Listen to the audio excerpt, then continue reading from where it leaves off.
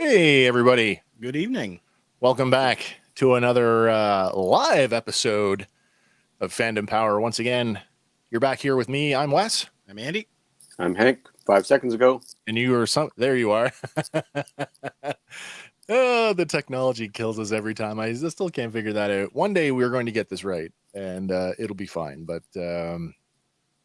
what are we up to tonight, fellas? Not a whole lot. We're thinking Disney, though. We just had the Disney Plus Day, the first ever, the inaugural Disney Plus Day, where we were promised a whole lot of stuff. Well, they Second anniversary. Stuff. They did deliver a lot of stuff. Second anniversary of the streaming service. For those of you who are watching at home, presumably you guys have the service as well. Welcome back, Red. We are doing it live. Glad to have you back. Thank you, sir, for joining us again on a fine Sunday night. I know we've said it before in our recorded shows, but your entertainment options are wide and varied, so thank you for choosing us. We appreciate that. Disney Plus Day, Andy and I, we had just done the Fandom a couple of weeks ago, and I have to say, compared to what Disney Plus Day was touted as a celebration of Disney, which granted it was, it really felt like Disney's answer to Fandom because the Marvel announcements were through the roof. There were so many Marvel things, so much Marvel that we're going to talk about tonight. And I don't know about you guys, but there was a little disappointment. I was a little disappointed. Maybe not enough Star Wars. What about Hocus Pocus? I agree with that. My wife is really happy about that. She's pretty excited. Midler's back. She likes. What's not to like about Hocus Pocus, really? Also, you know what? For you guys watching at home, and this is something I'm going to ask you guys as well. Am I the only one that had trouble finding things in the Disney Plus menu yesterday or the day before? Sorry, maybe because there's a whole tab dedicated to it. Did you guys find there were a couple of things like the Obi-Wan thing was kind of buried? So I followed everything on the Twitter feed, and they just released it on the Twitter feed as soon as it came out, like moment by moment. They were dropping like a thumbnail for what was out. I just hop over to the Disney Plus right on my phone and just search it. And it took a while. It was all available for search, probably from 3 a.m. But as they were dropping things, they would appear on there. You know what I mean? Okay. Yeah. Because like you say, Andy, there was the big Disney Plus Day banner, not the top banner, but the big menu. Sort of in the middle, and then there's another one below that, like an Explore menu. Yeah. And even today, I just noticed there was a couple things that I saw there that I didn't see on Disney Plus Day. And Hank, you say you followed on the Twitter feed. Actually, I had Disney's Facebook open the whole day, just so that I could sort of keep up with the announcements as well. But every time that they dropped an announcement, I would literally back out of my Disney Plus app, then go back into it and see if the new stuff was there. Sometimes it was, sometimes it wasn't. So for any of you guys watching at home, did you guys have any issues finding stuff on Disney Plus Day? So I guess before we get into the meat and potatoes of things, I always like to open sort of with some banter, some other. Wait, I'm getting another message here. Hang on now. What's going on? I am lagging. Oh, so Eric is telling me that we are lagging a second slower than the audio, but Hank, you're okay. So now my webcam is faster than my audio. Well, that's interesting. Let me see if I can correct that. Just thanks for the heads up, but hang on here a second. I'm going to just make a quick setting adjustment here. So then I'm synced with your audio. You can hear me in real time. Well, I'm going to try and cut that back. I'm playing here with the USB delay because I know we had some issues before. So now I'm about 500 milliseconds. I should be about 500 milliseconds out with the video. So if you're getting anything now on YouTube. Okay, well, thank you very much. I apologize again. One day we will get this nailed down tight, and it would be, in a perfect world, it would be perfect. But once again, we're not. Oh, well. Awesome. We're awesome. Let's move on with let's get on with what's going on here, though. So Disney Plus Day, November 12th, just on Friday. And as I was just saying pre-show, there was another interesting thing that happened on November 12th, and Deadline had published an interview with Sir Ridley Scott, and there's a section of the interview I'm going to put it up there for us to kind of chew on, and for our live viewers to take a look at, and let's kind of mull this one over and talk about it here for a second before we get into this, because I think a lot of what Sir Ridley has to say really touches on sort of what we're going to talk about for the rest of the night. So let's look at this for a second.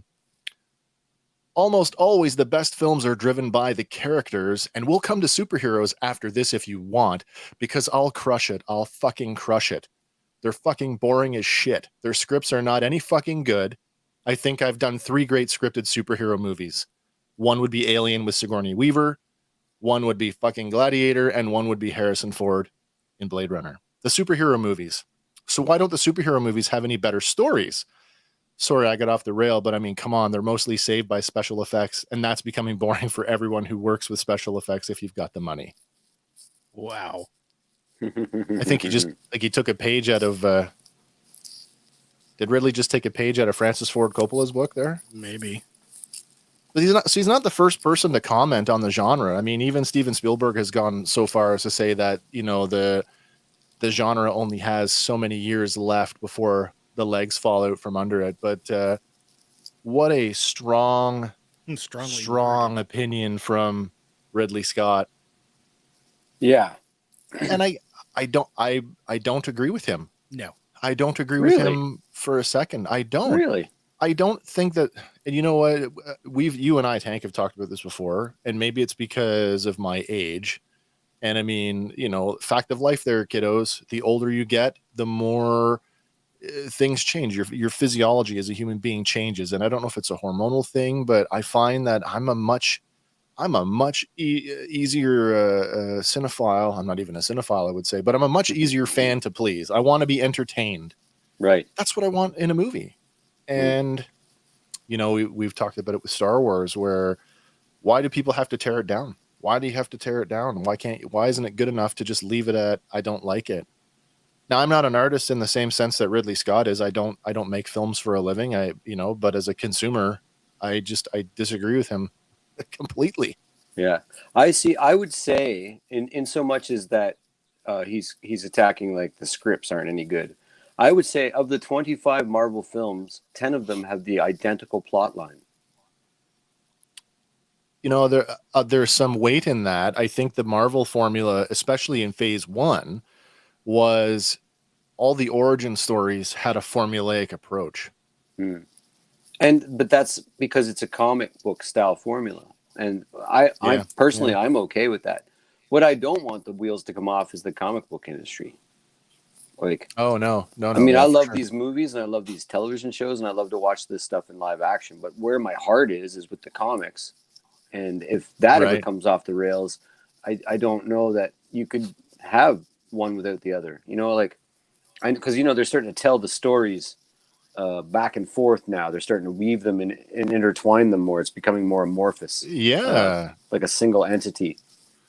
We talked about that before, where it's almost like the tail is now wagging the dog, how comic books have influenced the film industry, which is now reciprocally is now influencing the source material. So I'd like to know when that Ridley Scott interview took place and if he's seen Eternals, because Eternals certainly does not follow the format of the stereotypical superhero movie. Not at all, no. Right? It's more of an art house style movie, so it might appeal to a Ridley Scott, perhaps. Yeah. So, this is the third that I can think of, the third big-time director who's sort of weighed in on the genre and has, essentially trashed it. Yeah, Tarantino had some words. Tarantino, yeah, but Tarantino is an odd duck though, because I mean, even up to last year, he was talking about, I want to do a Star Trek movie, right? Do you know what I mean? And I know that's not a superhero movie per se, but I mean, if we're gonna throw that up against what Ridley Scott just said, I mean, he included both Blade Runner and Alien as in the genre. So I think it's fair. Super hard to argue, and I mean we could definitely. There's but when you're talking not only two, if he wants to call them superhero movies, but two of probably the top 10 greatest movies of all time. You can't play with that. But see, the thing that affects these people more than just in art and more than them just being a little bit pissy that the superheroes are taking over the genre and they're not making money off it is because, and this happened, and I don't know exactly the details, but I recall reading an article that when Avatar was being made by James Cameron, that it was a group of directors who got together and were like, nobody is making movies in Hollywood because everybody is funding Avatar, and that probably 100 good movies didn't get made that year because of Avatar. And that's but that is the sort of where you have every single actor in the biz at that tier is occupied with wearing armor and capes. There's not a lot of dramatic stretches going on. There's not, that kind of, the character pieces aren't like, you know what I mean? Like we get to these places where there's 5 actors playing the same roles over and over and over, and then they just turn those 5 actors over. We got a great comment here from Red, who says that, just waiting for that to, there we go. This is why I describe some movies as terrible films, but great movies. Movies are enjoyable to watch, a feast for the senses. In films, they make you feel or think or teach you something, in my humble opinion. That's a good comment too, because it's a nice distinction. Do we differentiate between, I guess we do. I was going to say, movies and high cinema or high theatrics. I don't separate them that much. I mean, no. Toy Story 3, that made you feel. Sure it does. There's something missing if you didn't feel during that.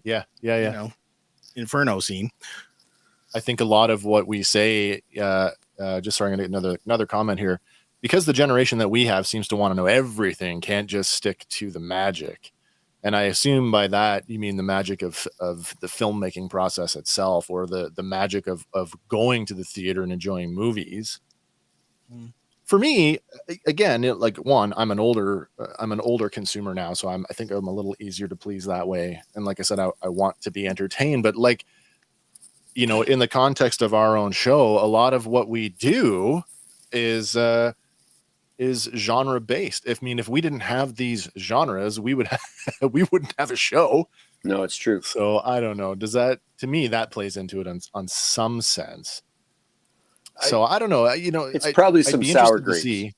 It's probably a lot of sour grapes. Well, a lot of these guys aren't making this buck. There's a lot of money to be made in Hollywood if you're jumping on these. There sure is a lot of every single one of us would go, "Oh my God, Ridley Scott is making a Batman movie," and lose our minds. I know you're lose absolutely our right. minds. So you can't tell me, and I know Hank, you and I have had this discussion before, but when the word came out that Ron Howard was directing a Star Wars movie, we both kind of went, "What?" Oh yeah. Oh yeah. Oh yeah. And give him another one, please. Yes, please. Please. I guess let's use that to segue into sort of tonight's meat and potatoes, if it were. And last side chat here is Patty Jenkins' Star Wars film has been indefinitely put on hold. I'm not sure if I'm happy about it. Sometimes, I have this problem with my music. Hey, I got an idea for an album and I want it to come out next year. So I'm going to tell you about it today. And then next year when I'm not ready, when it's and everybody's going later, where is it? Where's my music? There's only 4 people that listen to me. It's not that big a deal, but it can be a big deal when you're rolling with billions of dollars. And I think that sometimes swinging for the fences like they did by announcing 15 new shows and 15 new Marvel shows and 15 new Disney movies and like that, it might be just a little bit much. We know this stuff coming. You're not going to not let us down. We know that things are coming down the pipe. And I think we're all mature enough that we could sit and wait for something organic to pop up than to be sitting like horses at the gates waiting for a day like this and then to be just completely disappointed by it. I think we're all probably, and I mean, everybody involved, I think, is probably we can wait for things organically. So when you like, and it's based on revenue. You're charging it up. You offer that $1.99 subscription thing for the it was open for like 24 hours there to get people. Yeah, back the first month of for new subscribers and for returning customers. I'll tell you what Disney Day reminded me of is I've been giving them $9 a month for 2 years. That's what it reminded me of. Funny you should say the 15. I just counted, and including the Guardians holiday special, I think it was 16 Marvel announcements yesterday. Yeah, right. All right, so let's get into it. And Ridley on superhero films. We just talked about that. So first thing I want to talk about is we had a couple of big new releases that went wide release, and I don't know if you guys have watched any of those yet. Actually, I saw 2 of them prior to Disney Plus Day. So we got, I don't know if anybody saw this one coming. Did anybody anticipate Home Sweet Home Alone? So I had heard about this, and I like just rumors, and I'd read something, a little article about it a while ago, and thought it was like the spiritual successor. I didn't realize it's actually a remake of the original. Yeah, I went back and I watched the trailer because there's a pretty solid trailer for it, and really, as you say, ostensibly it is. Now the jokes are updated and the visuals are more modern, but it's essentially a remake of the beat for beat, and it's generally speaking. So, and I thought we were approaching. Yes, Mark, 17. Thank you for correcting me. 17 announcements for Marvel. I thought we were at this place with Disney where we were turning all our live action hits into cartoons and all our cartoons into live action hits. So I thought maybe an animated Home Alone to go with the live action Pinocchio would be a nice pairing. Does anybody know who Tom Hanks is playing in that? Is it Geppetto or is it? I would presume the Cricket. Is he going to be the Cricket? Oh my Lord! Jiminy Cricket out of Tom Hanks' Jiminy Cricket actually sounds pretty good, to be honest. Right.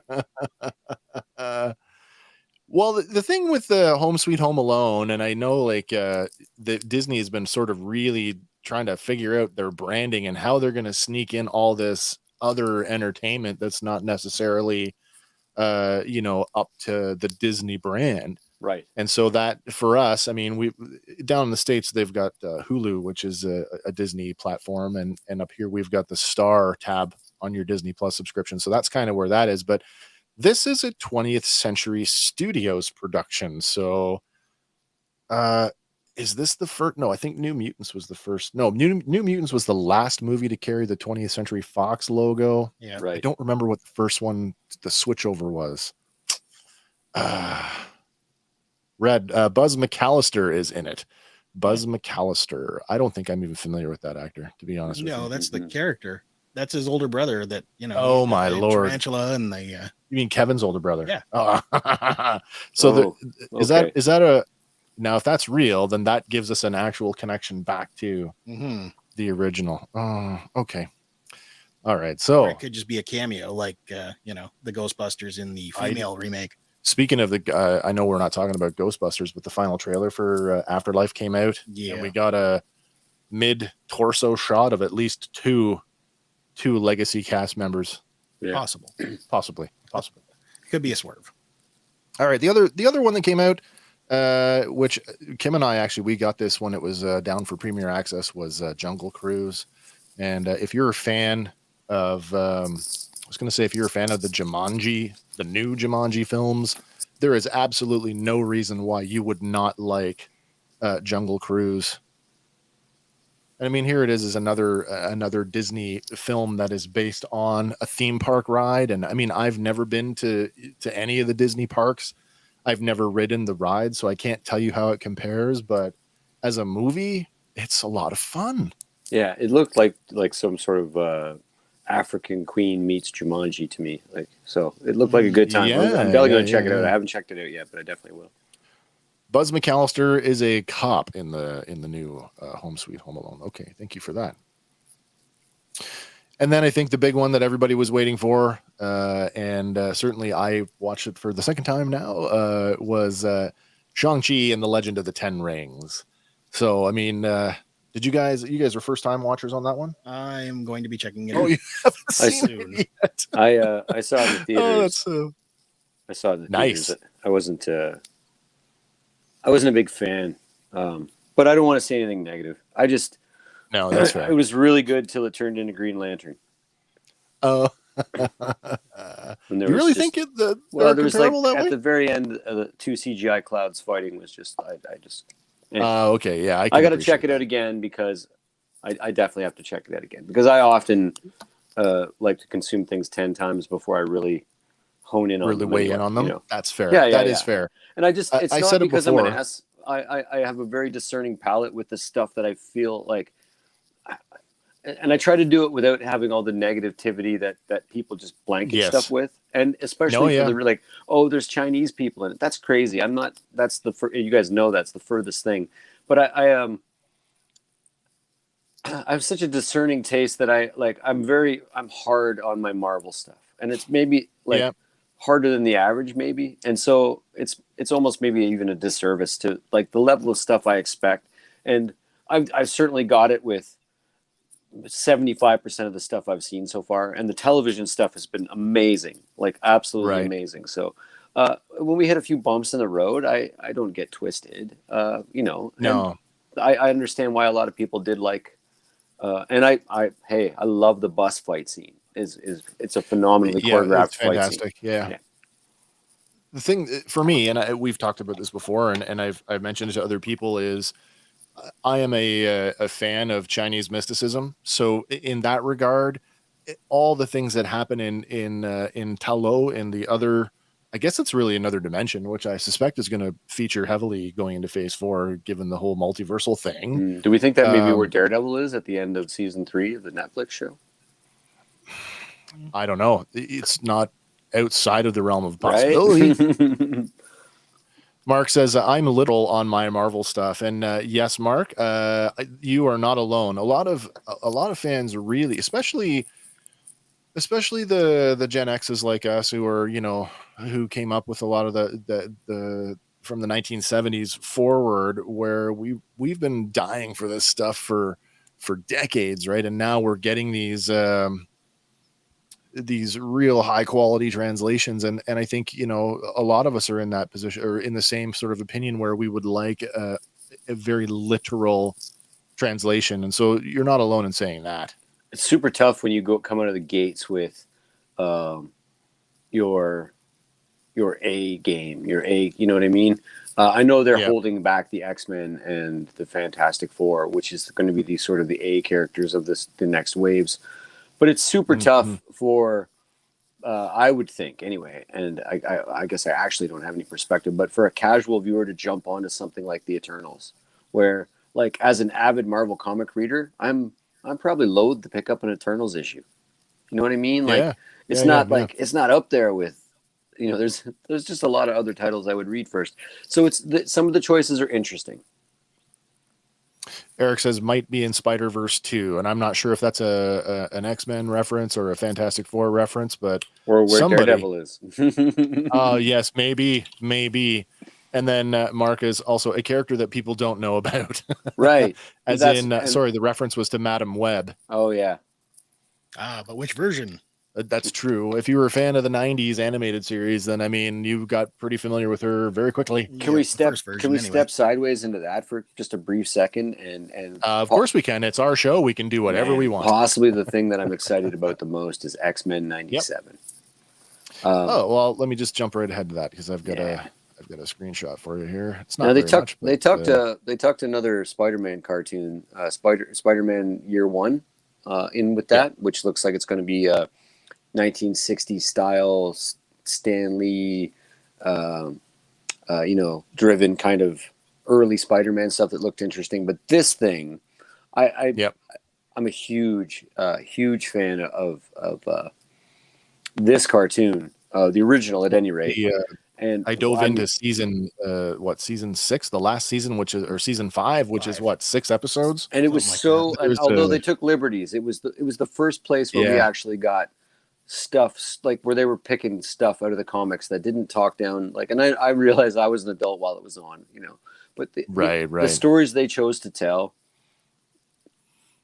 well, that's possible. I think that's probably true. Madam Web brought in Blade. Yeah, that's entirely possible. They started telling the stories like the version, like Hot Aunt May. Yeah, so Julia Carpenter. Yeah, right. You get like just this like the Age of Apocalypse story and the crazy, the Dark Phoenix stuff. The Phoenix and the Dark Phoenix thing. Really dark sort of path, like the horrible stuff that happens to Cyclops with Mr. Sinister and.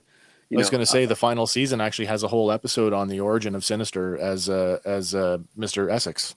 Right. And Nathaniel Essex. What we're all hoping is it's just going to pick up where we left off, and it certainly appears that way with the title. And then the graphic they show us, and then I heard that at least 10 cast members will be returning to either new roles or their original roles. I don't know who's alive still, but I am so excited about that.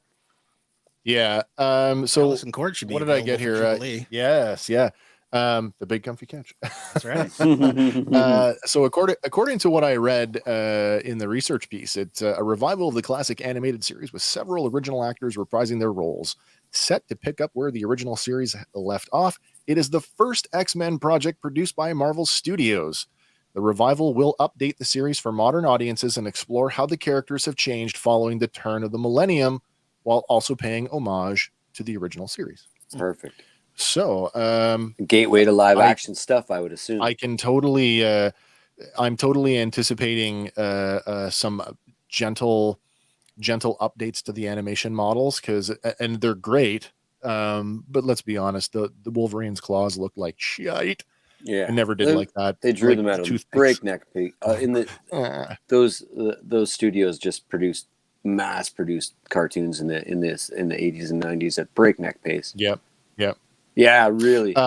Yes, better have that kick-ass intro music. So help me. There's another side story out there for you guys when you get some time you want to dive into it. Is that there's a question as to whether or not the intro music is stolen from a Russian. It's like almost like a Russian big band piece. Oh no. Yeah. I'll try and find it and do a social media post for it later.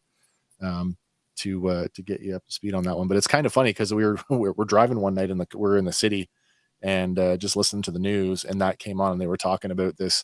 Hey, have you ever heard this story? And they played both pieces back to back and it's like you'd be uncanny. What? Yeah. Nice. Touche. Nice. All right. So let's get back to it. So now we just touched on Home Sweet Home Alone, Jungle Cruise, and Shang-Chi. Now this one kind of caught me off guard, and I actually watched this. So everything we're going to talk about tonight, I have watched for the most part. Like I said, I didn't watch Home Sweet Home Alone, but it's on my list because it is a Christmas movie. So I'm going to get into that here shortly. Did you guys watch The Simpsons in a Plusiversary? I did. I watched it as well. Cameo laden. So this thing, funny. And got to be honest, it's the first Simpsons property that I've watched from start to finish in probably over a decade. I mean, I dropped out of The Simpsons like a long time ago. So this one brought me back in, and it plays out like this. I don't want to spoil it, but essentially it's this like it's this big celebration of the Disney brand, and it's like all the Disney characters, including like the Marvel guys and the Star Wars guys, they all are going to Moe's for this big celebration. It's a throwback to Flaming Moe when he's got rope and everything, guards not letting people in. But there's this cool moment where like Homer, he cannot get in. He's not on the guest list. And so everybody that's Wreck-It Ralph is the doorman. Yep. And he's checking off people as they go in. And then finally Goofy gets to the front of the line and they're like, he doesn't have a +1. So Homer's like, I'm your +1. And so they get in together. And we get this really cool moment, and this is kind of what's got everybody talking, is Homer and Goofy sharing some brews, which is like huge to see a Disney character in 2021 consume alcohol. But that's kind of cool though, because they actually, I dug around yesterday and came up with why they were allowed to do that. There was a couple things that sort of that Disney kind of put to the Simpsons creators. They said you cannot touch Mickey Mouse, He is not usable. You may not use him, which is why we get Bart dressed up as Mickey. We don't actually see Mickey in the short. You get a shadow film and think it is him, but no, it's Bart. Yeah. They also said that any character that was considered a role model for children could not be depicted consuming alcohol. So the reason why they were allowed to do it with Goofy is that Goofy has already been depicted as an adult male with a son. Right. So based on that, it was okay to show him having some brews. But I mean, if you go back and you watch it closely, Homer is pretty tanked. Goofy, I would say, is not. He's just sort of like pouring out his heart and soul to Homer, but Homer's sloshed. Judging by his speech patterns, perhaps Goofy is always tanked.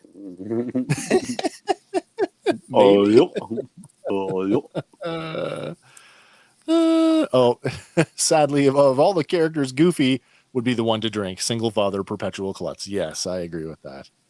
I think what's the Goofy Sports? All the Goofy Sports shorts from when we were kids. The goof can hold his liquor. Nice. All right, so that's kind of the we would just do there the films, the Simpsons thing. All right, let's go ahead first here into the Marvel stuff, and it's not in any particular order. It just happened to be the way that I was putting the episode together. First thing we're going to talk about here. So the Marvel 2021 reel. I actually said to myself, am I watching the right thing? Because the first, at least half, it was more than half. Yeah. I don't know how much of that reel was material that we've already seen. Already aired. There's the whole, the voiceover from the Watcher. And basically it's a big sizzle reel for everything that has already come until we finally get to Hawkeye, and we get this cool little shot here with Jeremy Renner. Obviously, is back as a Hawkeye, and Haley Stanford as Kate Bishop. So, do you guys know anything about the show yet? Have you looked into it? A little bit. Very basic. Yeah. So essentially, it's a post blip New York City. Clint has to work together with the young Kate Bishop to confront enemies from his past as Ronin in order to get back to his family in time for Christmas. Right. Because for some reason she has taken up the Ronin identity. Yeah, we see in that sizzle, that little snippet that she's been running around as Ronin doing stuff in his name, and now clearly he's got to help her clean that up. It's a Christmas movie, or it's a Christmas series. Set during that time frame. Yeah. And Hawkeye saves Christmas. Yes, and they've confirmed like he's deaf. He plays that storyline from the comic where he loses his hearing temporarily. Yeah. It's kind of dope. Could this be like fallout from him getting trapped in that explosion at the end of Endgame? I don't know, but I kind of approach this from the same way that we do like our other review series stuff, where I kind of like, who's writing this and who's directing this, because that can really inform the viewer what you might be in for. And so the directing on this one is actually going to be split up. So split between Reese Thompson. And if you're not familiar with Reese Thompson, his biggest claim is 8 seasons of Saturday Night Live, like sketch comedy. Crazy. So some humor vibe. Right. And then the other half is a directing team called Bert and Bertie. Are you guys familiar with them? No. Amber Templemore Finlayson, known as Bert, and Katie Elwood as Bertie. So Bert and Bertie, and their biggest claim to fame is a film called Troop Zero. Don't believe I've seen that one. So now we've had comedy in Marvel before. Ostensibly, Ant-Man was a comedy. Yep. Thor Ragnarok was a comedy. Guardians of the Galaxy. Yeah. And I mean, we know that comedy as a trope in Marvel, they are compatible, but I don't know what to expect. We've got a sketch comedy writer writing a serialized television series. Not saying that they can't do it, but I just kind of go, what is that going to look like? Sorry, I had seen something with it where the two characters were like having this conversation, and it felt there was like no chemistry between them in this sort of live snippet they were doing, and it seemed awkward. And then it was like maybe it was on purpose. They were very awkward around one another. These are the kind of things where there's really nothing to lose for me. I don't really care about Hawkeye too much, fair. So there's nothing to lose for me. So I'm going to watch it and enjoy it. The other thing is the writers on this one, Katie Mathewson and Tanner Bean. These people both worked on Christmas Ever After. So I mean, we know it's Christmas is sort of the backdrop to this. So we've got at least 2 Christmas movie writers. So I think we've got that kind of locked up. And then your other writer is Elisa Clement, who's most well known for 10 episodes of a show called Imposters. Now, I've never seen Imposters, so I can't really compare that to how what this is going to look like. That's your writing and directing team. When you cement your story around a holiday, you really got to pull it off because otherwise it's not timeless. Home Alone is timeless. Christmas Story is timeless. Die Hard is timeless. But there's certain other things that just don't work. Like, does everybody remember that Gremlins is a Christmas movie? Yeah, we do. I do, sure. Yes, but it's not up there with those other ones. You know what I mean? I for me it is. No, you're right. But it's got that other. Yeah. So you really got to pull Christmas or Halloween or Thanksgiving right off the shelf to make it work. Right. To keep it timeless. Otherwise, it gets pigeonholed into just let's watch it next Christmas again. Red says that Hawkeye is the comic relief, though. The city is flying and we're fighting an army of robots, and I have a bow and arrow. Nothing makes sense. Yes, I would agree. Hawkeye has been the sort of the brunt of all the gags over the course of phase 1 and phase 2 to a lesser degree. He's Batman with no money. Mm-hmm. That's an interesting analogy too. Yeah. He's a better adjusted Batman. He's got a wife and kids. There you go. Yeah, and I'd rather see Affleck play him too. Somehow I don't think I could disagree with you on that one. Cool thing, we saw this before in an earlier Hawkeye trailer, but we get a better look at it this time, is the billboard for Rogers the Musical. That was my favorite thing in the whole trailer, actually. Yeah. I'm quite jazzed about that. I'd like to know, as we saw with Thor Ragnarok, and we're going to see again in Thor Love and Thunder, we've already seen a play within the movie. So are we going to see parts of Rogers the Musical? Is somebody going to be attending that show and we're going to be inside the theater? If that was a Disney Plus release, I would watch that before a lot of the stuff they did release. Andy, you've been reading some stuff. I have been. There's been like outcry on the internet. People want this to become a reality. Oh yeah, to do it as they need their musical. You guys familiar with Arrested Development at all? There's a musical within the show. They do the Fantastic Four, the musical. Yes, they do. Inside the show, it's kind of weird, and Ron Howard's involved though. It's kind of neat. Listen, if you can, Star Wars the musical, that's a real thing. Look it up. It's a real thing. Yeah. SpiderMan the musical. Yeah. There you go. I mean, the genre stuff that we all love, people have, taken to wanting to adapt it, and whether it's good or not, I don't know. Disney, what is this? Disney should hire Lin-Manuel Miranda to make this for Broadway. Nice. Oh man, what kind of world do we live in when Marvel is on Broadway? A good one. Yeah. All right, what's next here? So that's Hawkeye, and then what's next? We get this one was hard to screenshot, man. Everything was so fast and cut and dark. Moon Knight. I stood up. Speaking of that, I stood up. I got creative. Like this one. Either I forgot about it, or I didn't know about it, which seems unlikely.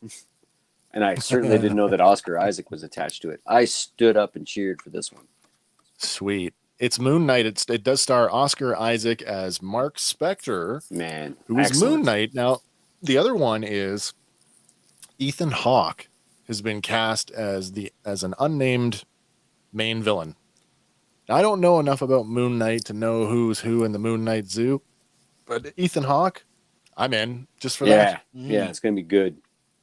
It's going to be good. It's really gritty. Most of it was very, they needed that Batman edge. I always had a secret, it was always one of my guilty pleasures, Moon Knight comics, actually. Yeah. What do we know about the character? He's rich like Batman. Based. Yeah. Yeah. His powers are Ankh based. Magic Ankh. He's got a multiple personality disorder. That's right. I don't know if that's in the comic book or if that's just for this. I think it's in the later iterations of the character. Is it? There's more than one Moon Knight in some of the comics, like different guy wearing the mantle. It's ostensibly Batman, dark and brooding, but it takes the trope and puts him in a bright white sort of cowboy outfit, like not literally a cowboy outfit, but that trope, the bright white knight. He's a billionaire. Yeah, he's got lots of money to back it up. The premise reads, Mark Spector, who suffers from dissociative identity disorder, is drawn into a deadly war of gods with his multiple identities. And as you say, it's heavily Egyptian based, right? Because he basically is the embodiment of one of the Egyptian gods or something. He gets his powers from one of them or channeled through him. What's cool is, this is a really interesting thing. The directing duties on this one are split between a gentleman by the name of Mohammed Diab. Now, Mohammed Diab is an Egyptian screenwriter and director, but his work primarily focuses on issues that concern Egyptian society and culture. Perfect. And then the other half of that is a directing duo of Justin Benson and Aaron Moorhead, who have done like a crap load of horror movies that I've never heard of. So you've got somebody who's well versed in Egyptian culture, and you got a couple of horror guys that are directing this. So that should give us some indication of which direction it's going. Well, I always felt Moon Knight kind of slotted in well with like your Ghost Riders and your darker, the dark, Daredevil, that sort of the Marvel Knights run of comics there, definitely. Yeah. We've got a writing team consisting of Bo DeMaio, who was a writer on both The Witcher and the animated series Witcher: Nightmare of the Wolf. Well, cool. Now, then we've got Danielle Iman, which is pretty cool. Back on, she worked on a show called Swagger, where she was a Writers Guild of America trainee for 10 of those episodes. And then she worked as additional production staff on Grey's Anatomy. So this is actually her first shot in the writer's seat, like not under somebody else. So good for her. It shows that Marvel's willing to take chances on people. They say this one is going to be 6 episodes, each of those somewhere between 40 and 50 minutes each. So it's consistent with what we've seen so far, I think. Yeah. All right. So I did get some more stuff here from Moon Knight. We've got there's a shot of Mark Spector, and obviously this is somewhere museum-ish. I think that's a crocodile in the foreground and a sarcophagus in the background, and then a little bit of foreshadowing here with the whites on, and then it's really hard to see. This scene went by so fast; it was hard to get what's going on here. But like, he's literally pummeling somebody at the end of that corridor. Somebody. Yeah. And then right towards the end of the Sizzler, we get this sort of hero shot with him leaping across the street. That's the crescent moon. Yeah. But I mean, look at the width of that. Try that one, Batman. And then later on, there's a couple shots that are out of order, and this one happens so fast I barely got it. And it's really blurry, but a little bit more of a shot of some of the costume elements there. Anyway, the hero landing. Yeah. All right. So what's our next one here? The next one we're going to talk about, and I think this one's going to be fun. And we already talked a little bit about Daredevil, and this is another case of, is this the opening the door for Daredevil to come back into the MCU post Spider-Man? Because we're not sure if that's happening or not. The Marvel legal team. Yeah, She-Hulk. Mm-hmm. She-Hulk was starring Tatiana Maslany as Jennifer Walters, a.k.a. She-Hulk. Mark Ruffalo's back as Bruce Banner. And Tim Roth confirmed to be coming back to this one as Emil Blonsky. And awesome. Jamila Jamil as Titania. That's real cool, too. So I'm looking forward to this one. Super close proximity to Molecule Man with Titania. Right. being a character. Like, yeah, we could get some really cool kickoff stuff here. Yeah, and all I want in life is for She-Hulk to be like 96% serial courtroom drama. it looks like she's going to be breaking the fourth wall. There's a scene in that trailer where she sort of turns to the camera and stares the camera straight in the eye, and I hope we get that. She give it a wink, wink. Yeah, she used to do that in the comics all the time. Actually, the way Byrne used to write, right. Claremont used to write her sensational She-Hulk. Yeah, I'll come to your house and I'll rip up all your X-Men comics, stuff like that. Right. We get a good shot of her doing the some yoga here, where she looks directly at the camera. We get two really, really good shots, hulked out shots, and she's very much dressed in the traditional. With the biker shorts. Yeah. Purple. Yeah. Yes. Yeah. And then we get a good shot here of Bruce, or Professor Hulk, as I like to call him. And this kind of speaks to where we might be within the MCU timeline. Right. We got a couple of possibilities here. One, we've got a fully healed Professor Hulk post Endgame, or we are pre Endgame and he has not snapped yet. Yes. Now, I mean, the jury is out on that one, but I kind of think that it's the latter. It's probably that and not the former. I don't know. He seems to be healing very well in the end of Shang-Chi. Well, that's the other thing. So, but in Shang-Chi, he's still wearing a sling. Right, but he's not all charred up. He's not burnt and everything. No, he's still wearing the sling. Right. So it's sort of that indicated to me a progression of healing. And I think that you'll find he has that ability to change when he wants now. There's been some discussion about, I don't want to say the Savage Hulk, but the monster version of Hulk making a comeback in a future phase. The Maestro. They're not done. Maybe I've heard that element. Rumblings of World War Hulk. Yeah, that would be good if they didn't already touch on it in Ragnarok. Really though? Well, that's Planet Hulk. That's Planet Hulk. World War Hulk's exactly. I mean, yeah, but it spun out of Planet Hulk. It did. He got a ship, and that's true. You've got to set that up, though. I mean, if you've read Planet Hulk, then you know that we have to have the setup, and the setup for World War Hulk just wasn't in Ragnarok because there's nobody sent him into space. Nobody lied to him. Yeah, it was completely oops. Yeah. So but to get that set up, there's some key players that are not in the Marvel universe yet. So that's also true. Yeah. He's got a lot of issues with Reed Richards. Yeah. You too, Charles Xavier, Namor, and who else is on? Steven, and then there's that rumor that we're going to get an Illuminati scene in the Doctor Strange movie, an post-credit scene with Patrick Stewart's Charles Xavier and a few other characters of that nature. So that could be real cool. Right. Going back to She-Hulk here for a second, we've got there's going to be at least two directors on this one. One is Kat Corio, who's mostly known for It's Always Sunny in Philadelphia.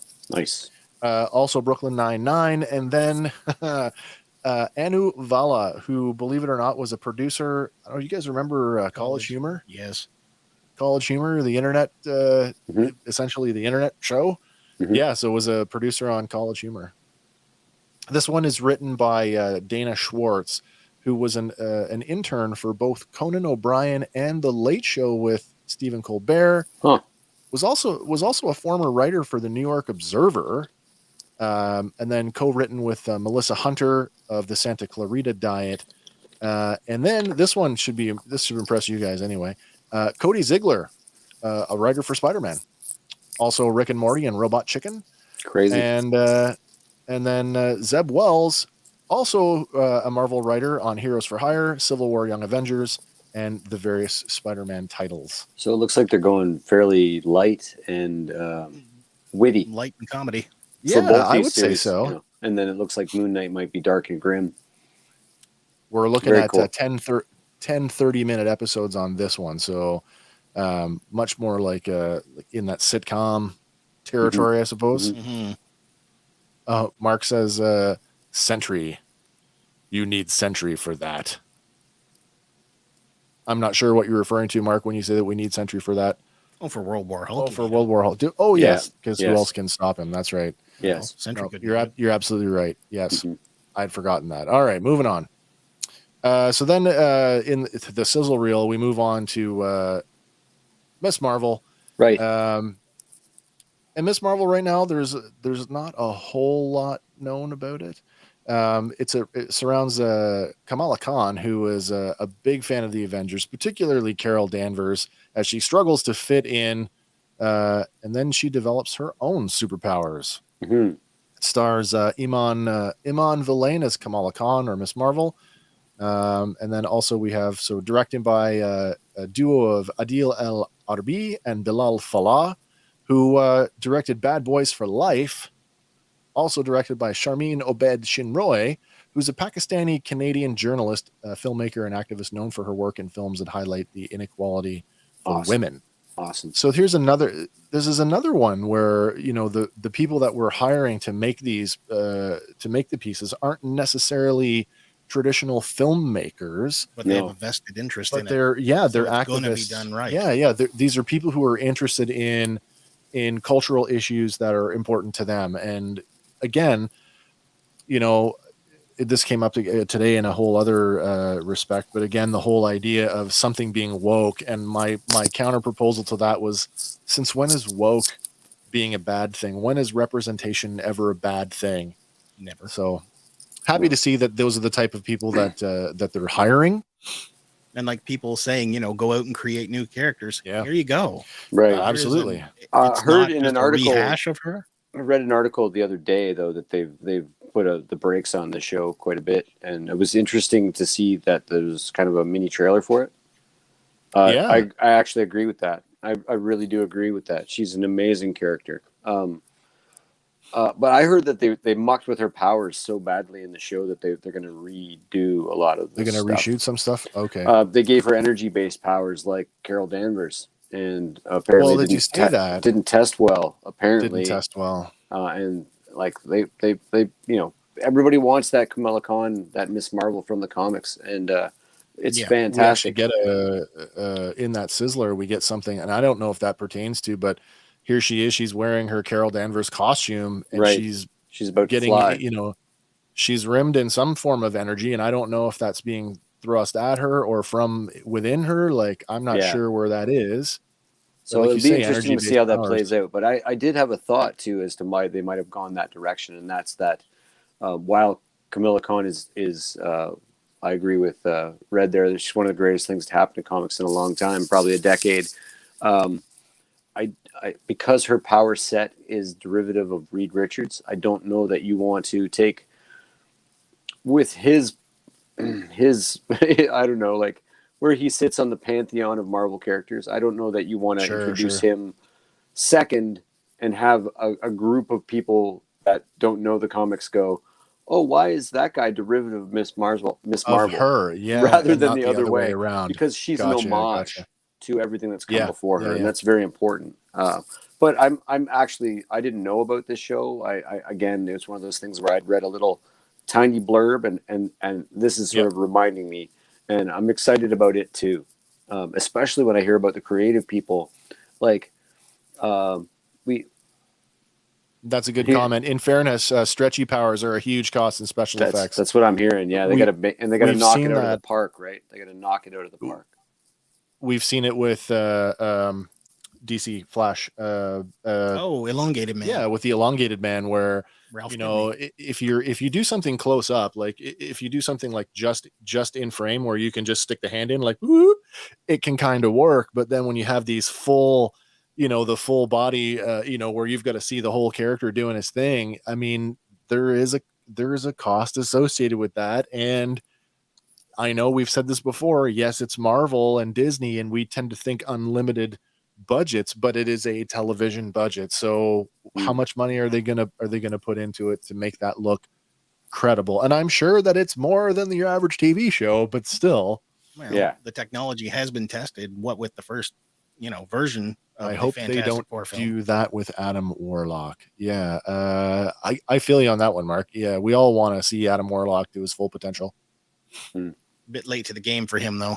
That's true, but I mean, I don't think that that's a character that's going to get introduced in a television property, though. No, but I mean, he'll get the big screen treatment, and maybe we can kick off there's the a good Infinity Crusade. There's a good follow-up. James Gunn would pay for it. He did out of pocket. He paid for some of the Suicide Squad. So I think with some of the reshoots that he paid for. Going back to Kamala Khan though in Ms. Marvel, what's cool about this is it's actually being set up as the lead-in for the Marvels oh my God, that's not what it's called. I made a note for it and I can't even remember where I put it. Look at that. Essentially, this is going to be the setup for the Marvels with Carol Danvers, Kamala Khan, and Monica Rambeau as in a team up. Mm-hmm. So that could be cool. Now think about it. We've already been introduced to Monica Rambeau back in WandaVision. I mean, how far out are we before we get this? We were introduced to her back in the first Captain Marvel film. That's true. As a child, I was more thinking adult Monica, but now she's got her powers. So. Right. So what are we getting? We're going to get Captain Marvel, Photon, and Ms. Marvel. Yep. That seems pretty fair. So just to round out sort of the production team here, writers on this one, Freddie Seaborn, who has written a boatload of British television that I've never seen, and AC Bradley, who we all know and love from her work on The Bad Batch, as well as What If and Troll Hunters, is back. So pretty excited about that. All right, here. What else we got? I tried to get this shot. There is a shot of her running by. Now, I kind of think she's using her stretchy powers there, but it happened so fast, and it's like, is that a reflection in that building? Is she running across another building? Or is she in the windows of that building and this is an energy-based thing, like you said, Hank? I don't know. I really don't know. Super cool. All right, the next one we're going to talk about here. This one's kind of cool. This is our first animated show to make it to the list, and it's I Am Groot. I Am Groot. It's pitched up to be a series of animated shorts with each episode following baby Groot as he grows up in the galaxy, going on adventures with new and unusual characters that will get him into trouble. What do you think about this one? Yeah, I'm in. Yeah, I'm in for it as well. Yeah, I mean, it'd be fun. And we have to keep the kids interested at the same time. We can't, it can't all be heavy snap and have, but Daddy, why is everybody dead? It's got to be. You have to keep everybody engaged, and I see a broad spectrum attack, and I really like it actually. With where we are in the development of that character now, we fully understand that Groot in Guardians 2, confirmed, is not the same character as Guardians 1. That this is actually a clipping spawn. Yeah, there's a better word for it. Transplantation? I don't know. Maybe. Is this baby Groot going to be another member of the species or another clipping from the character that we've already come to know? It's possible. They do say there's multiples of them. That's true. Because Thor speaks the language. Technically, her stretchy powers are her borrowing mass from herself at other points in her personal timeline. It could explain the energy aura. That is a fair statement too. Yeah, so Groot, is it going to be? It may be. We don't know. Might be. I think it's a great opportunity though for like a lesson-driven show.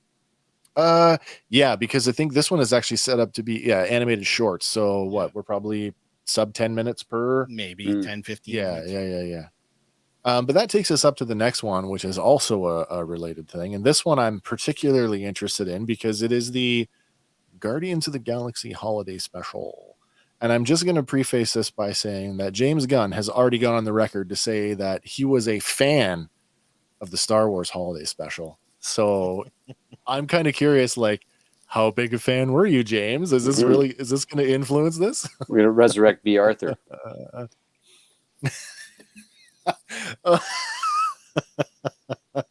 All we need is a hologram. Or just a tear in time. Oh, entirely possible. Yeah, so the still can't get over the B. Arthur comment. Oh my god, I'm sorry. Oh, okay. What are we talking about here? Oh yeah, Guardians, the holiday special. the Guardians of the Galaxy Holiday Special. So this one, 100% created, written by, directed by James Gunn, is set to air 2022, and it is being filmed concurrently with Guardians of the Galaxy 3. At this point, we're looking at about a 40-minute long special, and it is said to be placed between the events of Thor: Love and Thunder and Guardians of the Galaxy 3, and it would see Groot return home to Planet X. So that's interesting. I mean, I'm not a fan of the new, I still say the new Guardians of the Galaxy. I know that's not true anymore. But I'm not particularly a fan of this iteration of Guardians in the comic book, so I don't know anything about Planet X. And I've said it before. I mean, the MCU is my window into Marvel now. It's my default Marvel, so I'm curious to see what that looks like. That would be cool, yeah. All we need to see is him and Zach doing another zombie movie. Funny you should say zombies, Mark. That's coming up on our list here shortly. All right, so that's the Guardians of the Galaxy thing, and then we get, as we just finished, we're getting a second season of What If. Nice. So What If season 2 just announced. There really are no details to this yet, but it's probably fair to say that the storytelling is going to mirror what we got in season 1. I mean, what did we get? We got, how many episodes were there? 8? There was supposed to be 8? 9, but we only got 8. Do you think we'll get that 9th one that they... I think so. Yeah. Yeah, that's the rumor. Yeah. Do you think that they are going to stick with the pre-existing MCU stuff that we've already seen and riff on that? Do you think we'll get anything original or maybe even comic inspired? Possibly. Could be a good way to introduce stuff. I guess so, yeah. Yeah, I really like good comment here from Eric Draxiclaus. I really like the format of the first sort of 7 of them. So I hope we, hopefully it's not like formulaic where we get the Watcher builds another team to save the. Right. Oh, we seem to have had a freeze there for a second. Yep, he's chopping up on us. Yep. Funny situations. Right. All right. We lost you there for a second, but you seem to be pretty stable now. Okay. You want to just go through what you were just talking about in the last 40 seconds? Oh, sure. If I can remember. Just basically, I can't remember. Let's move forward. I can't remember. All right. This one brings us to something. Now, Andy, you didn't really know much about this, and I didn't either. I had to do a lot of reading on this one. We're going to get a show called Echo. And I think a lot of people were kind of going, what the hell is this? But the more I read up on it, the more I'm sold on this one. I think it's actually kind of cool. If you're not familiar with Echo is a character by the name of Maya Lopez. And she's a member of the Cheyenne Nation, and she's deaf. She also happens to be the adopted daughter of Wilson Fisk, a.k.a. the Kingpin. Now, her powers are said to be similar in nature to that of the Taskmaster, in that she can mimic other people's movements perfectly, and through a series of watching tapes, goes on to pick up Daredevil's acrobatic ability and Bullseye's aim. But because she is a deaf character, she is particularly vulnerable in the dark. Now, there's another thing with this character that I read, in that in an alternate timeline, she's also one of the physical embodiments of the Phoenix Force. So, depending on how they want to go with this, I mean, there is plenty of room here for lower level Daredevil characters to come in, all the way up to high level X-Men characters. So yeah, I'm pretty interested to see how they're going to handle this. All right. But so that is a prime opportunity to get what's his name back as Wilson Fisk. Yeah. Vincent D'Onofrio. Yeah. I think that there is a myself included, would love to see Vincent D'Onofrio come back as the Kingpin. Yeah. What's really cool about this is, and I'm going to touch on diversity again. The young lady who's been tapped to play this character is a lady by the name of Alaqua Cox. And what's really cool is that she is a member of the Menominee and the Mohican Nation, and she was born deaf. So we have a Native North American deaf actor playing a Native North American deaf character. And I mean, that to me, it's like, kudos to you, Marvel, for doing that, because I think that's fantastic. And the cool thing about this is we're actually going to get a sneak peek of this character sooner than you think, because she's going to be debuting in Hawkeye, and her show will spin out of that. Very cool. Oh, we lost Hank again. Oh, and you're back. You're there, you're not there, you're there, you're not there. Did you catch everything I just said? Yes. Okay, fair enough. All right, so that is Echo. And then that brings us back to another one we just wrapped on, and we talked about this one extensively. We covered this in a previous review series. We're going to get a second season of Loki.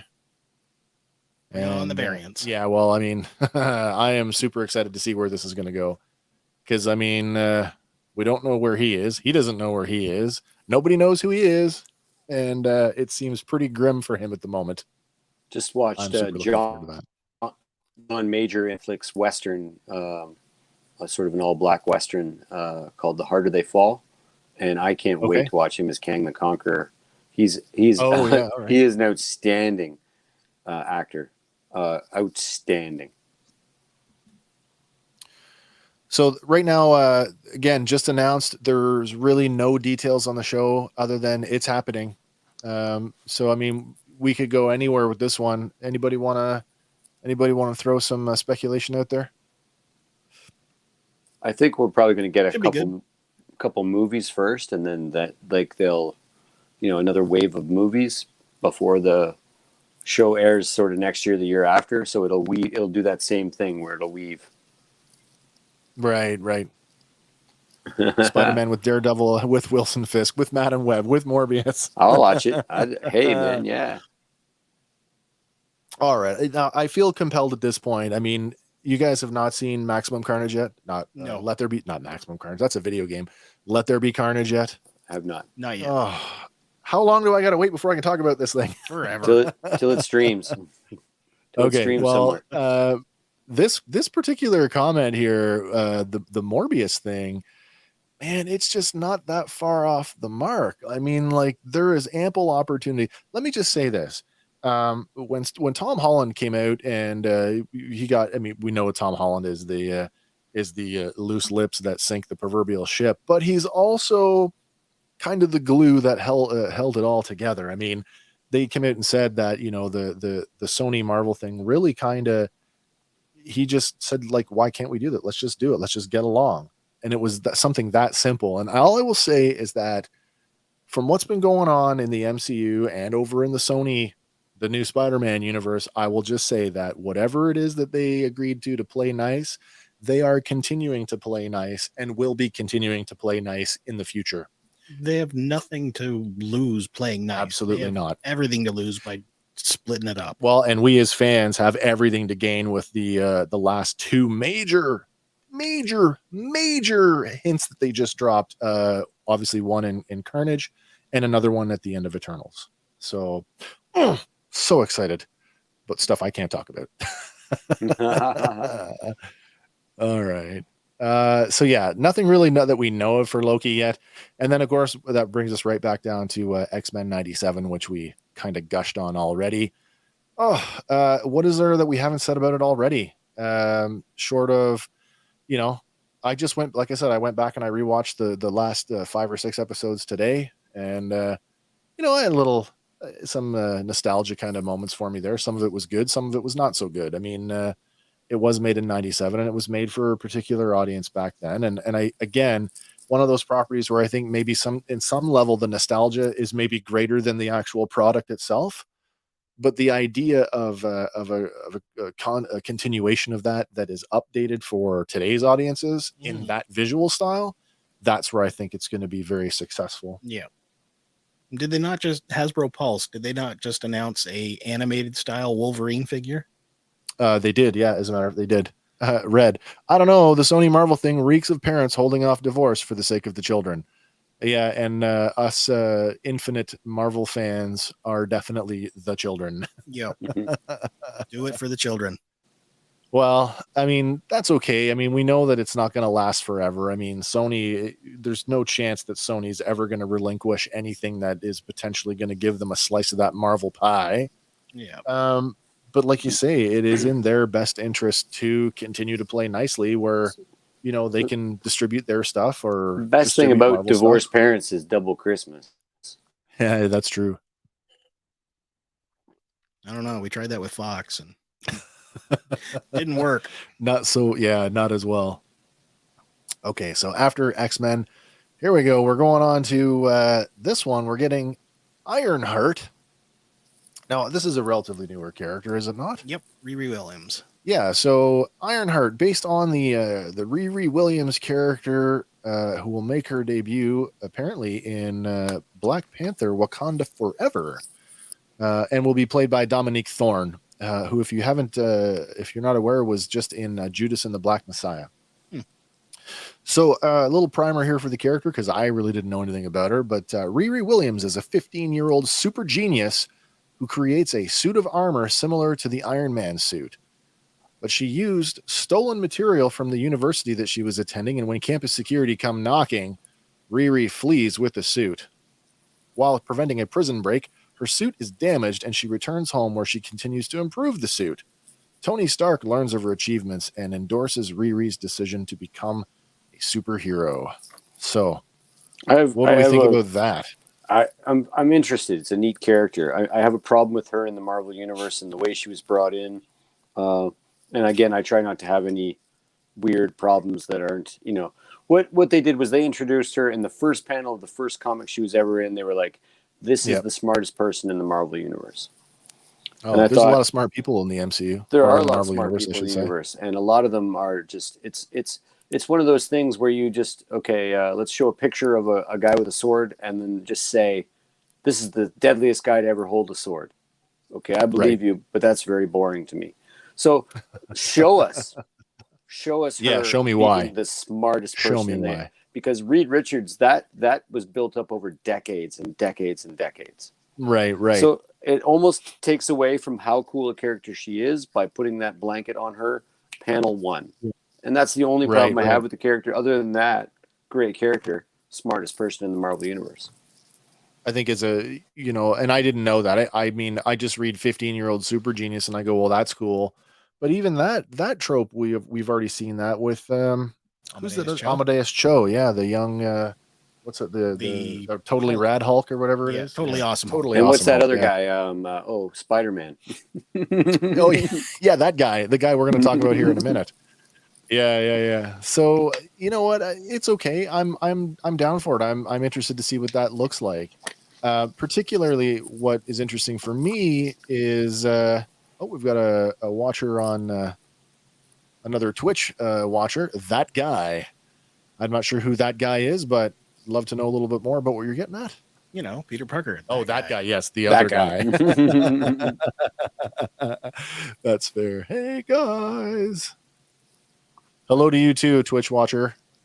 Oh, it's Mark. Mark has moved over to Twitch. Mark has been watching the show on at least 3 platforms tonight. Boy. All right. So, particularly what's interesting for me is, and I know that this has been a criticism of the MCU as of late, is how much of what's spun out of Iron Man, how much is dependent on, like, will Spider-Man ever get out of Tony Stark's shadow? It's that same thing. So, I mean, will there be a reprisal from Robert Downey Jr. In this? Is it going to be set post blip? You might see some sort of Force Ghost or sort of automated the recordings. Tony Stark AI. Right. Yeah. You might well see that, but they laid out pretty implicitly in the last Spider-Man movie that, and even in Endgame, that Spider-Man he was meant to be the best of us, and he's the leader of the Avengers now, whether he likes it or not, and he is the keeper of Tony's legacy in terms of the glasses and the AI and all his gear and his tech. He's the spiritual successor to Iron Man, which as a purist, I prefer him grittier and stripped down a little more. But if we're going that direction, living in Aunt May's house with a secret lab in the walls. I think the moment Tony dies, Peter steps out of his shadow. Yeah, I'm with you on that one. I mean, technically, if you're going by the comics, Iron Man was in Spider-Man shadow long before. Well, this is it. Yes, it's very, that's true. Yes. But I mean, the big bank, right? Yeah. Iron Man came out and was this like crazy hit, and so everything kind of spun out of that. And so, I mean, you couldn't avoid that Iron Man had to be the sort of the central character of everything. It's who you started with. Yeah. And I mean, I think that's part of the criticism of the current state of the MCU. I wouldn't say the current state, but what we just saw recently with the 2 Spider-Man movies is that this was still, all the villains, they were all fallout from Tony Stark, and again, I mean, that doesn't mean that they were bad movies. It just means that like, the echo of Tony can still be felt, later on post death. And I mean, and we're going to get into that a little bit more with some of the other stuff we're going to talk about. But yeah, so I'm just really curious to know how that the absence or the presence of Tony Stark is going to influence or not influence Ironheart. But speaking of that guy, that's the next one we're getting is Spider-Man Freshman Year. And Freshman Year is billed as an animated series exploring Peter Parker's origin and early days using the Spider-Man persona in the MCU. Cool. In a visual style that celebrates and pays homage to the early Spider-Man comics. And we got a second shot here of that logo as they tore off the corner, and we get a shot of, well, that must be a young Peter. And what's this, Marvel? You will find that Marvel will lose stocks. Yeah, there might be some truth in that. Did anybody else see that shot of Peter and automatically have a flashback to Spider-Man 1967? Ditko. It reminds me of the Ditko comics, man. Yeah. I saw that and I'm like, wow, that's I mean, the backpack is kind of modern looking, but I mean, he looks like he stepped right out of the 60s TV show. Oh, we lost Hank. Maybe he'll join us a little bit later there. Oh, the technology that continues to plague us. Yep. Speaking of Ditko, isn't there something right now going on with his estate and Sony as there's some sort of lawsuit going on? It's with Ditko's family and the estate, and that there's an argument that anything that was payable to him is not payable to the estate, and it's very convoluted, and I don't know the details of it. I think we touched on that once before. If we didn't talk about it on the show, I know we talked about it offline, but well, the amount of legal troubles between right, or legal bridge work between Sony and Marvel, we don't need extra and support out. Oh, he's back. Hello again. What's going on? I figured you'd jump back in there when you could. That's fair enough. I think it's a kind of old hat. It's old hat now. Yeah. You just bounce in whenever you want to. I'm fast at it now. I'm saving All the right, world. so thank you. We were just talking about Spider-Man Freshman Year, and we're talking about the Ditko lawsuit with Marvel Comics, and I don't remember. Do you have any details on that? Where that's at right now? I don't actually. Maybe because there hasn't been much press, maybe it's gone away without much fanfare. Certainly, I don't think people should hold what doesn't belong to them hostage. At the same time, this company makes oodles of money and probably could shut them up for a reasonable fee. You got guys like Larry Hama who are still very active. They're still working somewhat, and they're active in their fan communities, and they talk about working at Marvel in the bullpen. And I mean, that's really what it was. Like, you were hired, you were paid for a product, and you didn't own your work. Right. Marvel owned it. So, I mean, clearly the family at the estate of Ditko feel that there is some legal merit to getting paid for it. But Ditko's only been gone illegal. Ditko's only been gone for about 2 years now, and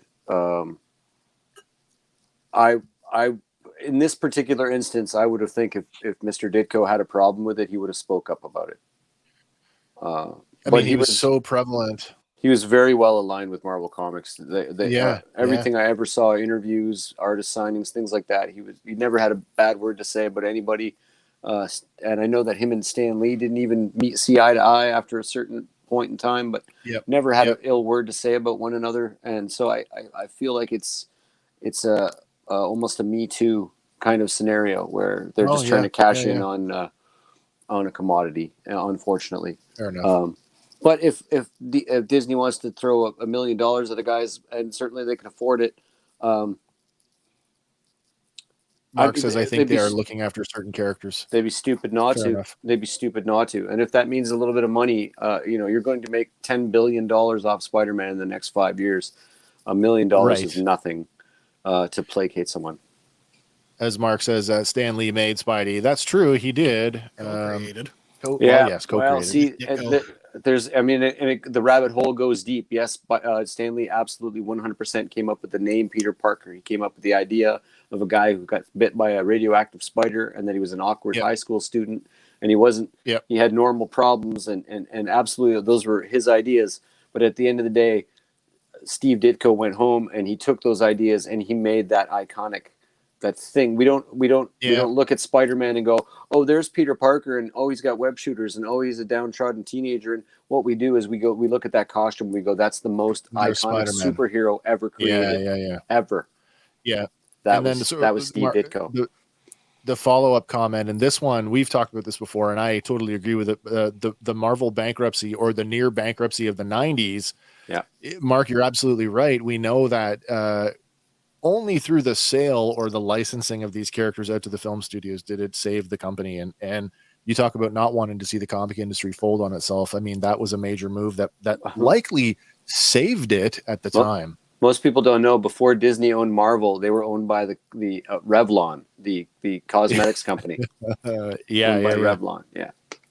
It's pretty funny when you do deep dives on the ownership and the history of intellectual property. I've had this discussion before where we're talking about Masters of the Universe, and like at one time, Masters of the Universe as a brand was owned by Hallmark before Hallmark actually got sold. So just really strange goings-ons there in the corporate world. Well, at one point they owned Rainbow Bright too, didn't they?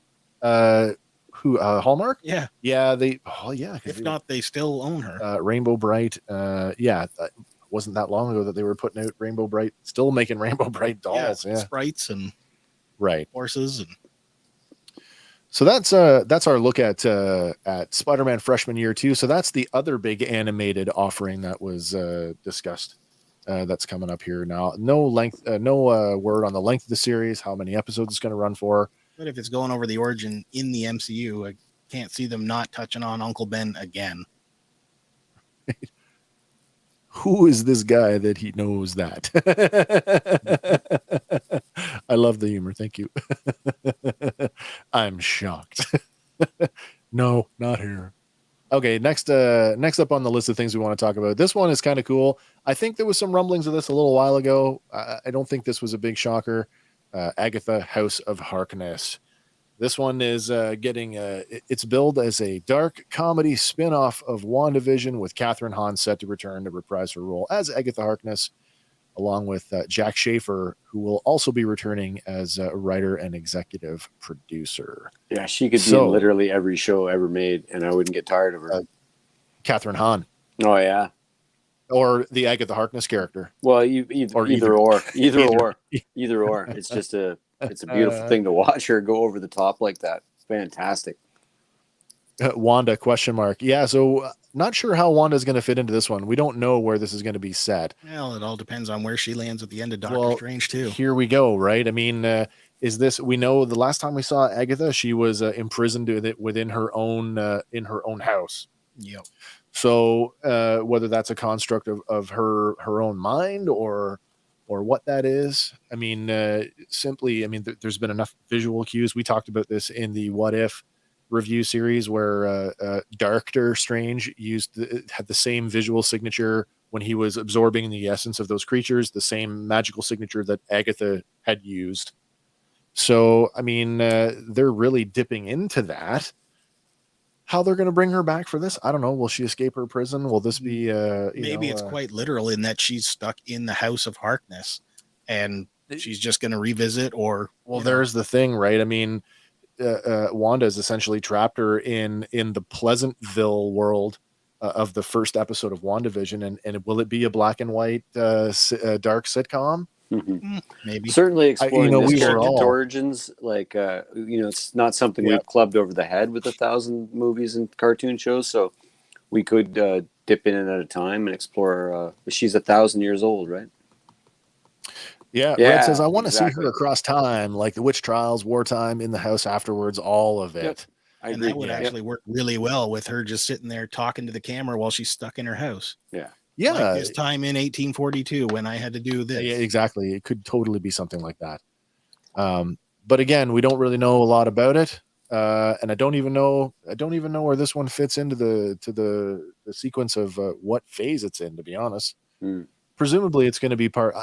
I just presume from everything I read leading up to the show tonight was that everything that we're talking about somewhere phase 4 something somehow it'll fit in. I think so. And that brings us up to maybe the one that I might be. Oh man, this might actually be the thing I'm most excited for, and that's Armor Wars.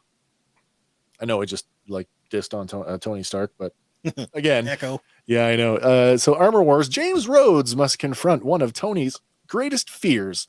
When Stark tech falls into the wrong hands, the death of Tony Stark will have an influence on the series, and Don Cheadle will be back as Colonel James Rhodes.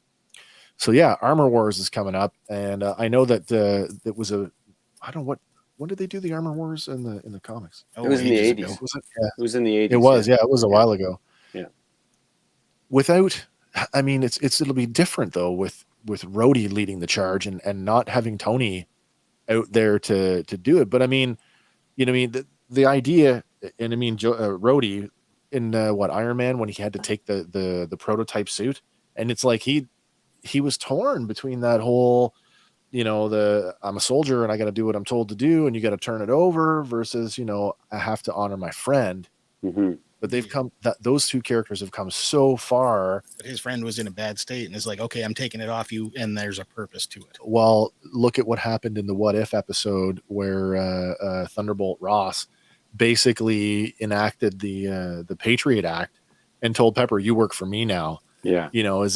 Could there be a case of this creeping into it where the government is more and more encroaching on that, and it's no longer we're proprietary or not, we're taking it, and Rhodey takes a stand against his own government? Is that something that we could be looking at? Could be. Certainly. Or it could lean back into the comics. The best thing about those comics was the third and sort of even tertiary, and if there's a deeper level to low level villains, Tony literally went after everybody that even had the micronest piece of his tech. He went after the Prowler for his, he went after Shocker for his sonic weapons. He went after Scorpion. He went after everybody you can think of in the MCU that might have, Beetle, just derived their tech from his. And so I really hope it's a showcase for those really low powered but super costumed villains. You know what I mean? Like the reason we went through the Marvel Universe, the guide, because just the ridiculous 3-colored villains. Oh my gosh, yes. Right, so that could be perfect. A veritable rainbow of villains. Right, and just knocking them off a list. Dozens of them. You could absolutely have a great time there. I think that could be a lot of fun. I got one comment there which I'm kind of agreeing with here. From Red Swenson. Oh, sorry. Crimson Dynamo. Yes, please. 100%. They name dropped him. Yes, they did. Black Widow. In Black Widow. Yeah. So, not a far stretch to see him popping up. Oh, that's funny you should say that, because there was a Black Widow reference in something else and I missed it. One of the series, I got to go back here for a second. It might even be Hawkeye. Where did I put it here? Yeah. In Hawkeye, Florence Pugh is coming back as Yelena Belova. So they're not done with that organization yet either. Have you seen the alternate post-credit scene from Black Widow where she lives? I have not. Not yet. They shot her living. It's out really? There. It's not canon, but yeah, it's definitely out there. I'd be interested to see what that looks like, to be honest. That sounds really cool. Okay, next up on the list here. She goes home. Oh, sorry, go ahead. Sorry, she just goes home and there's a bunch of kids playing Avengers in the streets. Like they're wearing capes and they're flying at each other. Yeah. And one of them recognizes her and runs up to her because she's super famous. And then, and it's just she has this moment with these children that are playing a game. That basically the whole game she's been playing her whole life in real life. It's kind of a nice ending, but I know that they killed the character off. I believe that they didn't know that was her trajectory for Endgame when they originally wrote the script, anyways, because it was supposed to appear definitely before. Yeah. I mean, I would agree with that. I mean, the biggest complaint I think I had with Black Widow is the same complaint that I had with Captain Marvel. The movie is good; it's just poorly timed. If it had shown up earlier in the sequence of films, I'd have been a lot better with it. Yeah, Captain Marvel has some rewatchability. I went back and I've watched it a few times. Totally does. Yeah, it's actually really, really well crafted movie. Yeah, we just rewatched it recently as well, and I think it actually makes more sense if you're a new viewer to throw Captain Marvel into the chronological order. Yeah, and then not see her again until Endgame, which makes her return so much more impactful, right? And she is second. She is the second movie after Captain America, chronologically. That's right. Yeah. So, talking about what's going on in Captain Marvel, that's a great segue to where we're going next, because the next big announcement that came out was another live action series, and it's going to be Secret Invasion. So, not sure how they're going to handle this, because the premise, as it's laid out right now, says that a sect of shape-shifting aliens known as the Skrulls have infiltrated all aspects of life on Earth, with Samuel Jackson and Ben Mendelsohn both reprising their roles as Nick Fury and Talos, respectively. So it's interesting that they're going to do this in a TV show, because I thought this might have been the next big wave. Next film? The next big arc for all of the films. Like in the comics, it was the next big thing after Civil War. Yep. Caleb Richardson, Disney and Marvel separated a while ago. After Spider-Man No Way Home, I totally expected a shared custody situation. Marvel gets Spider-Man in TV, Sony gets them in the movies. That's an interesting thought. So that gets into sort of the legal aspects of what rights were sold. Because if it was just the film rights, then the Marvel has, every right to make an animated series. Mm-hmm. You know what I mean? Like, does film rights equal TV rights? I don't know. Probably not. I don't know. It's not the first Marvel. Not the first Disney Marvel Super Spider-Man cartoon either. I was going to say. I mean, we've had how many Spider-Man animated series? Spectacular Spider-Man was a Disney product. 2015. I was going to say that last one, and it was, by all accounts, I thought it was very good. It was great. Really good. Yeah. Spider-Man Unlimited came after that, I believe. Unlimited, where he teamed up with Nova and the girl, the white. White Tiger. White Tiger. Yeah, you're right. Yeah. Right.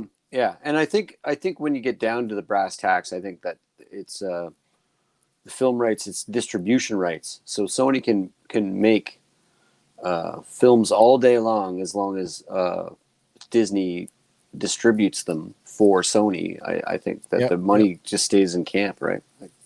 I believe that's the way it should work. Right. With the Secret Invasion, Kevin Feige has actually described the show as being a showcase for Jackson and Mendelsohn that would explore the political paranoia elements of the Secret Invasion comic series, and quote, "That was great with the twists and turns that took," unquote. Yeah, spy versus spy.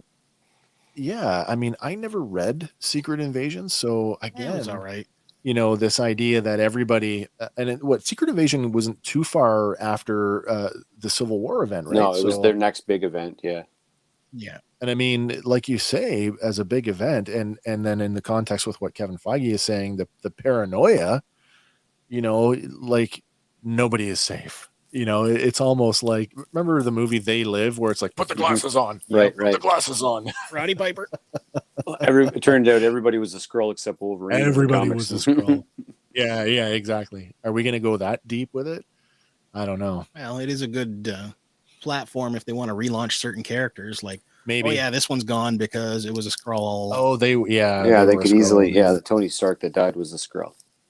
Yeah. And we did in that sizzle reel, we did get this shot of Sam Jackson, which I threw it in here with Secret Invasion because I just assumed that's where that is. But I mean, the Nick Fury character has been known to turn up across multiple properties, so who knows for sure where this falls? Yeah. And how long until this particular screenshot gets turned into a Mace Windu? If it hasn't already. Bring back David Hasselhoff. Yeah. No, don't. All right, next one up, and I don't know. I mean, we talked about this. I mean, you covered this episode, Andy, didn't you? The in What If? Yes. Yeah. Okay. So, Marvel Zombies, which has had its own comic series, multiple comic series, is getting a TV series and another animated series. This one is going to focus on a new generation of heroes battling zombies, and it is based on the reality that was first introduced in the 5th episode of What If. Wow. So I guess that means Doctor Strange put the zombies back. I don't know. Because he just opened that hole and let them fall out. Well, I mean, maybe he didn't let all the zombies out. Maybe it was just a handful. Maybe, yeah. Interesting premise. I thought, this would be fun to watch as long as it's outside, like we talked about this before, as long as it doesn't have bigger repercussions for the rest of the MCU. I'm on board. Yep. Yeah, me too. Caleb's got a follow-up. Marvel has TV rights for live action and animation under 30 minutes. Sony owns film rights for live action animation and TV rights for animation longer than 30 minutes. That's a pretty important distinction to make, though. I mean, a 30-minute TV show is still a 22-minute TV show. Right? Yeah. So, but streaming changes that because now, watch 3 episodes and you've watched it for an hour and a half, and that's there's your movie. You could do it in 3-part movies. Yeah.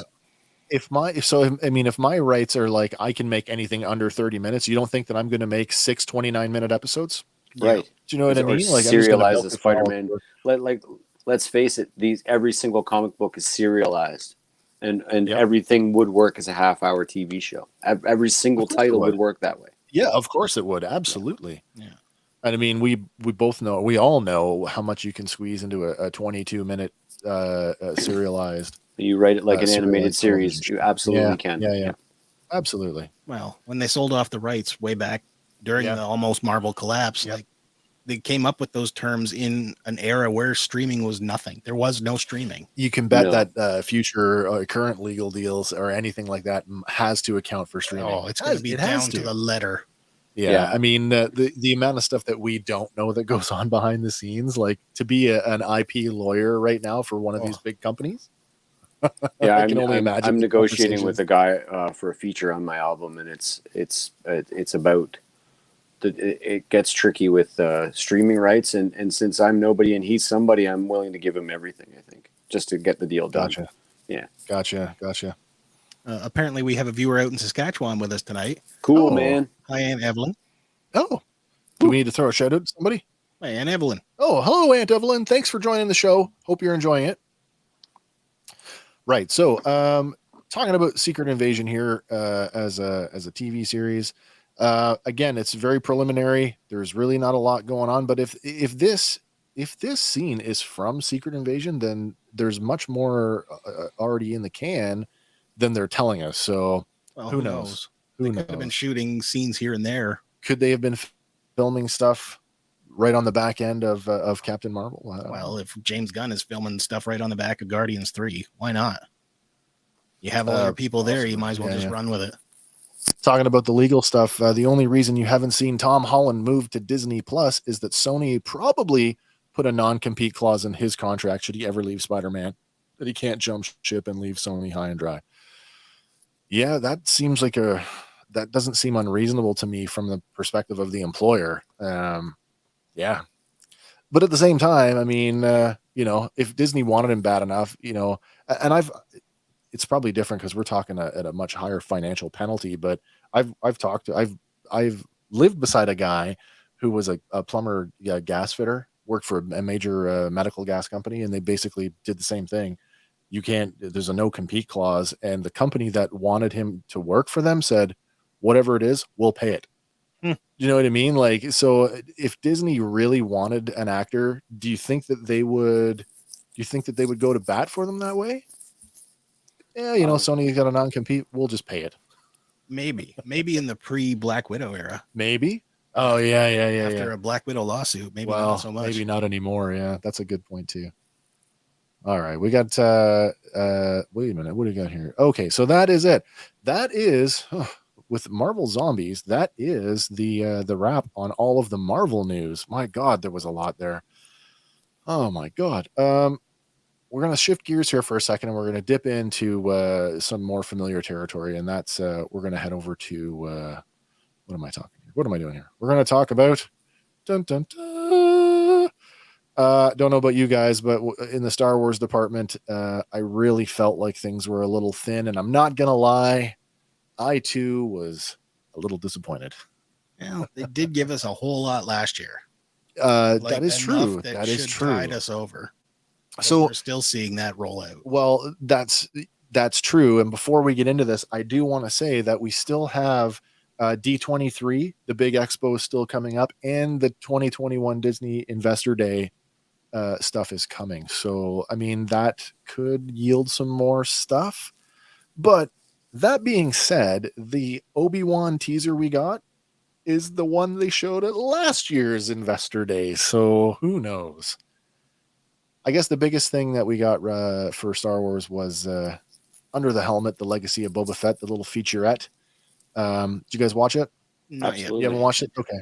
I watched it. Hank, as a lifelong Star Wars fan, did you find that there was anything in there mind-blowing? Not mind-blowing. It was nice to see it all in chronological order, kind of. I definitely. I've seen a lot of that imagery sort of in separate places. So it was nice to have everything compiled for me. And I think there might have been some new, a more extended footage of certain things. Not a terrible lot of stuff. That I think maybe the interview with Lucas looked relatively new. He looked quite old in it. Yeah, just a few snippets. Starting to sound like his teeth were loose. Not any new information, just a nice homage to the character, and it was nice to see Rancho Obi-Wan and the. So that's what I was going to touch on. Why the character is such a big character? Why the myth got started the way it did, and all the controversy with the toy, and then the fact that George Lucas wanted an army of them but couldn't afford it, and then all these little stories that you hear when you're a kid or when you're a young adult, and you piece them all together. But it was nice to have it laid out in a little sort of concise documentary. Yeah, I think for anybody who is, and I'm not going to say, I was going to say casual fan, but that's not the right word. Anybody who's for a fan who is not as up to speed or isn't as versed in the character as somebody like you or I who consumes this like it's a religion.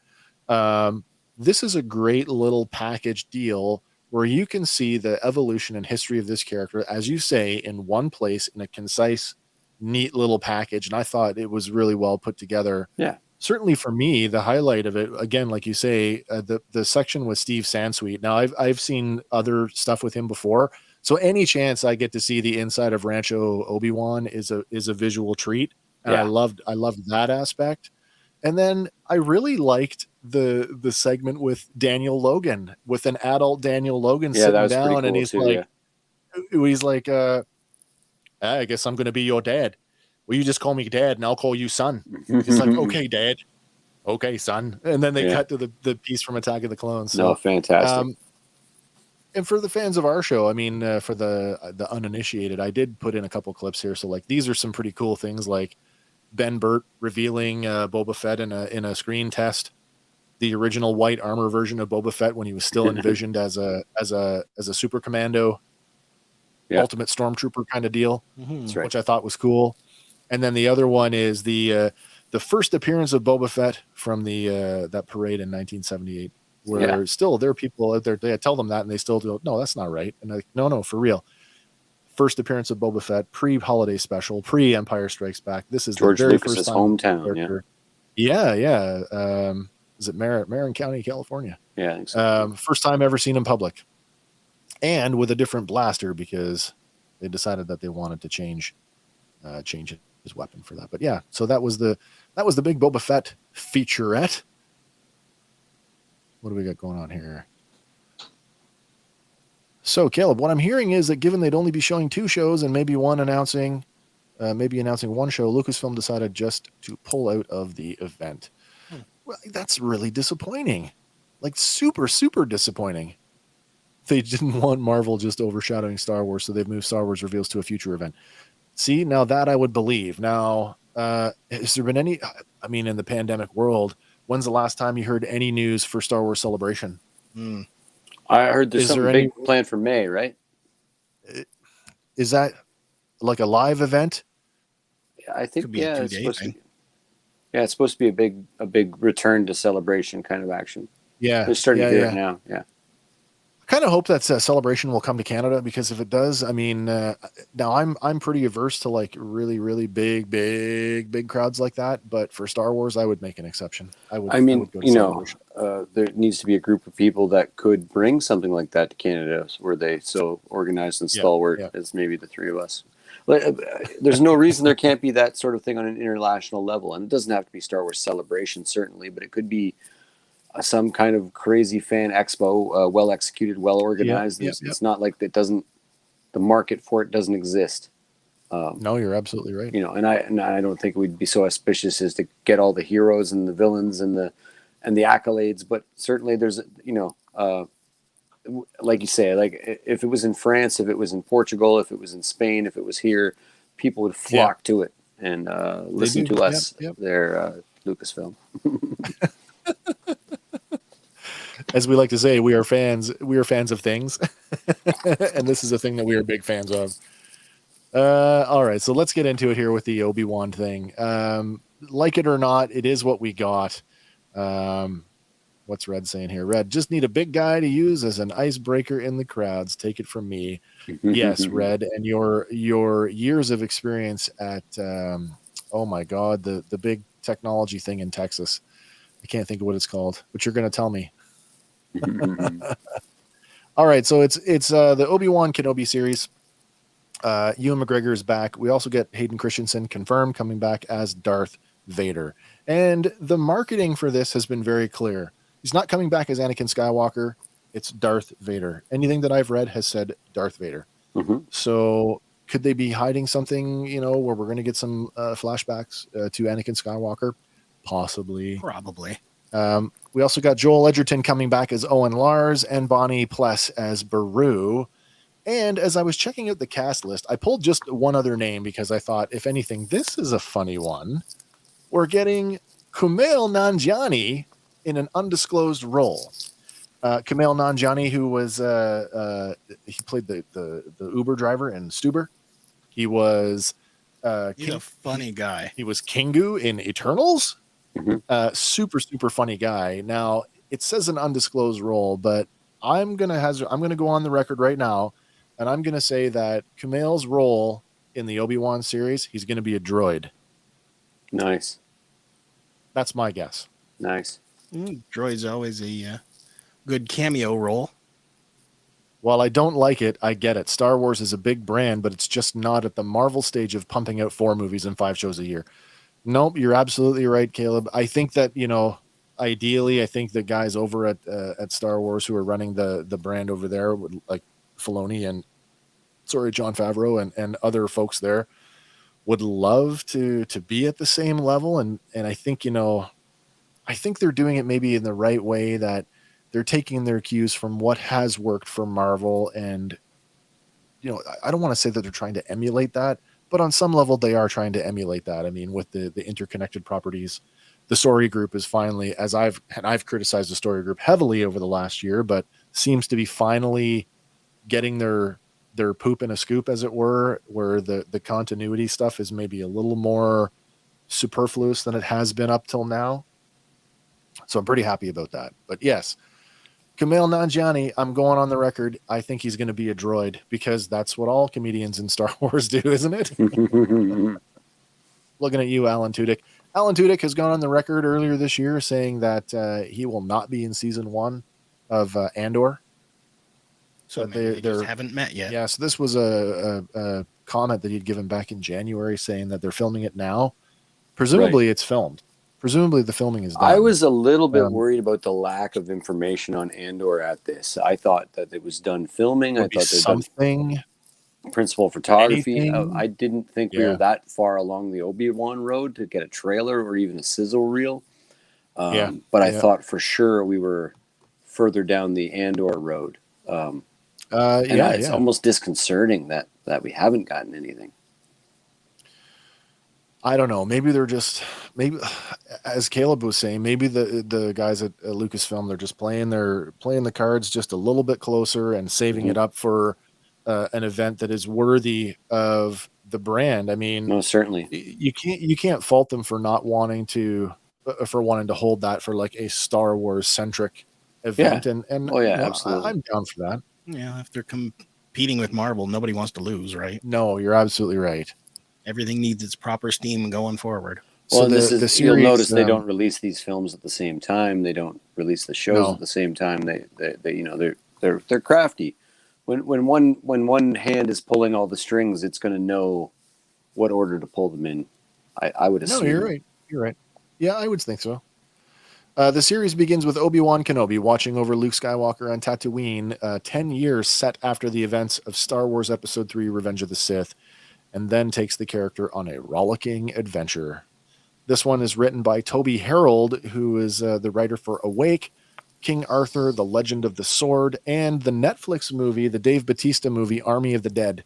If you haven't seen that, it's pretty cool. Check it out. And is directed entirely by Deborah Chow, who we came to know and love through her work on The Mandalorian.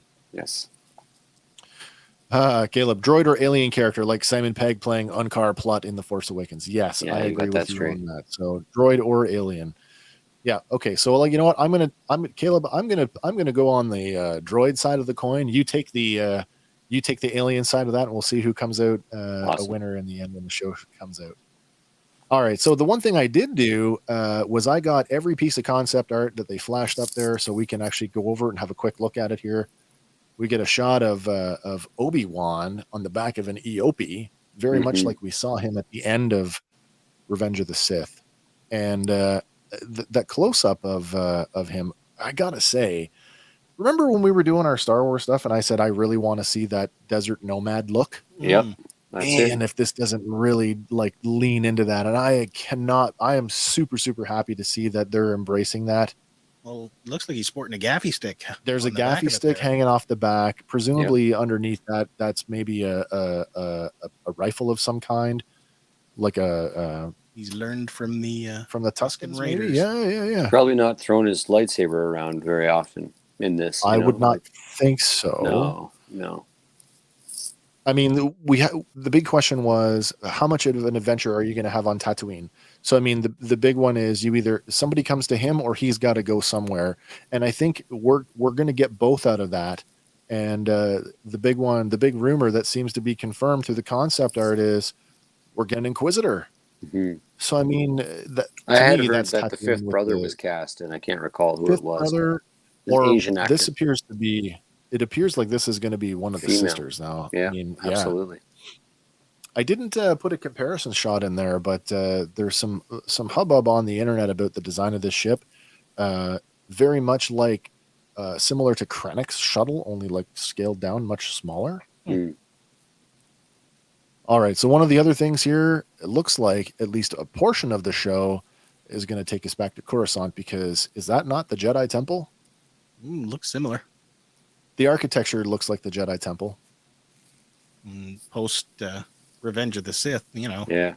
Stormtroopers running rampant. Well, this is it. I mean, somebody's got to use the building. Has anybody in the new canon done any in-depth sort of writing sort of around what that building was used for post Order 66? No, whatever it is, it sure looks important. Mm-hmm.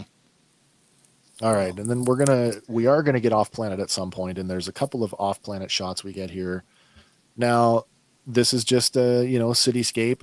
There's some speculation that this might be Ord Mantell, based on the color palette. It's very similar looking to the palette that we've seen in the Bad Batch. Really not a whole lot to discern from that, but I mean, okay, we're going to another world that we've never seen. And then here we get another one that's sort of in the same vibe as what I call the lower Coruscant vibe. Like, you know, when they went into the entertainment district and the casinos and all that, similar kind of look to it, right? But at the same time, it does have a similar vibe to Ord Mantell as well. Because a few times they've rounded some corners and seen signs and whatnot. Red says, I believe that's any number of Jedi temples across the galaxy post Order 66 mop up. That's entirely possible. I mean, certainly the Jedi Fallen Order game takes us to some locations that are Jedi centric that we'd never saw before. So there absolutely could be other Jedi temples scattered across the universe. Yeah. So yeah, what do we think about this? Do we think this is Coruscant or somewhere else? Could be anywhere. Yeah. I don't know. Looks like the bowels of Coruscant to me. And then the next one was a kind of a flat, like it was a quick flash, a blink and you'll miss it moment where I'm like, wait a minute, we're going to Hoth? But no, that's not Hoth.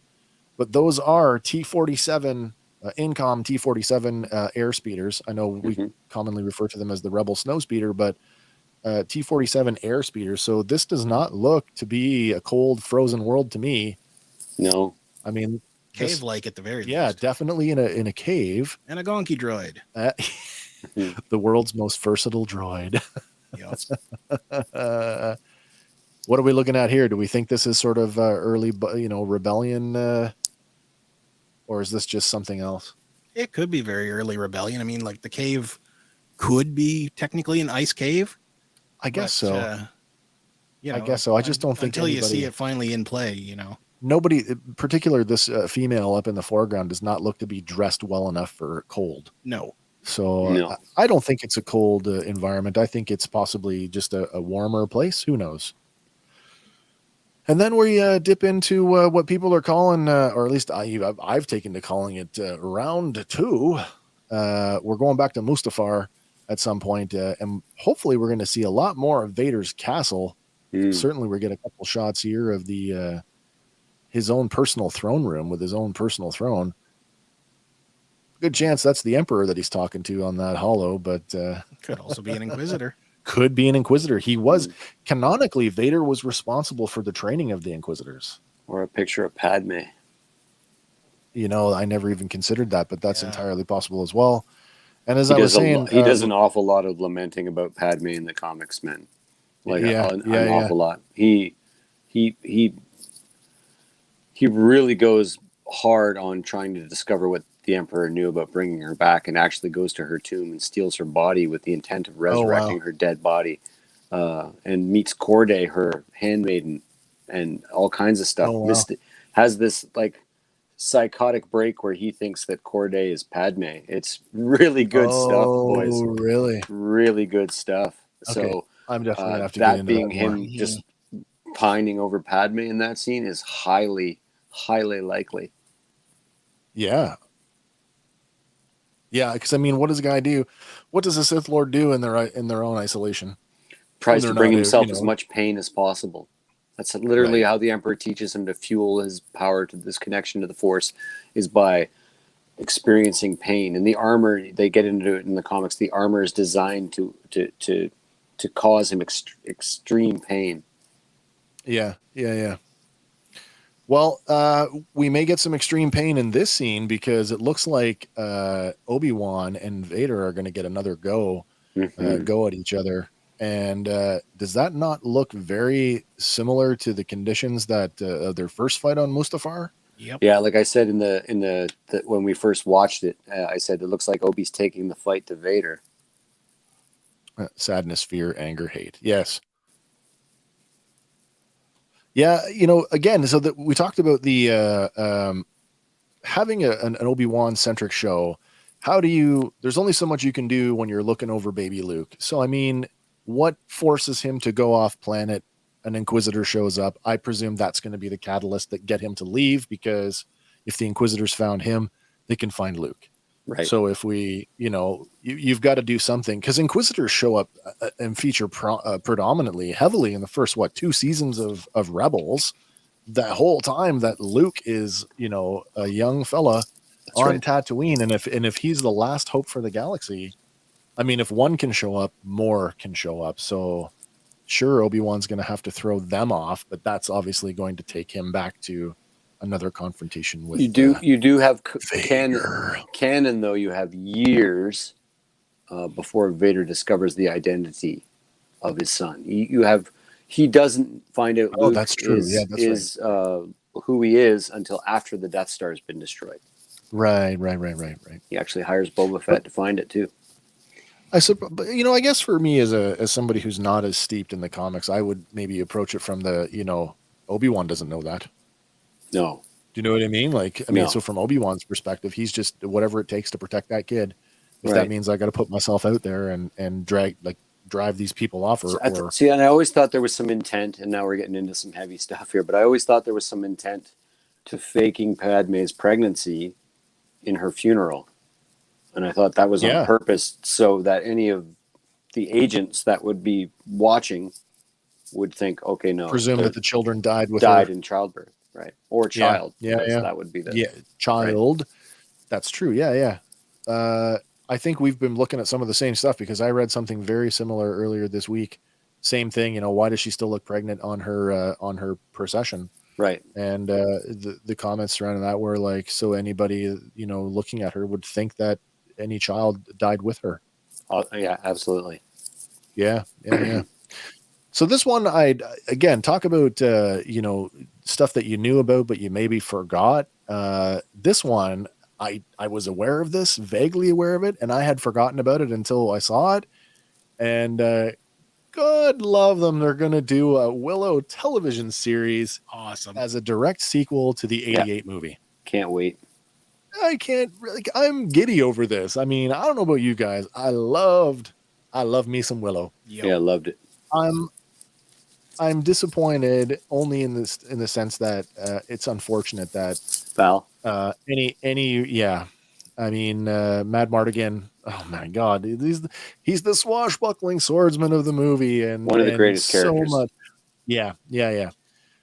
To not have Mad Mardigan or have I'm sure the show is going to explore the legacy of that character, and I'm sure we'll get some 2 slides from here. I think we got a pretty good indication of what legacy they're going to explore. Yeah, exactly. So there was a clip with Warwick Davis, who went around a picnic table on a lot and talked to the cast.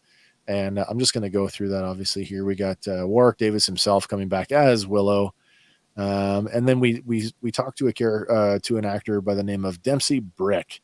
Now, Dempsey Brick, his role as of right now is undisclosed. I'm going to go out on a limb and say that's Mad Mardigan's son.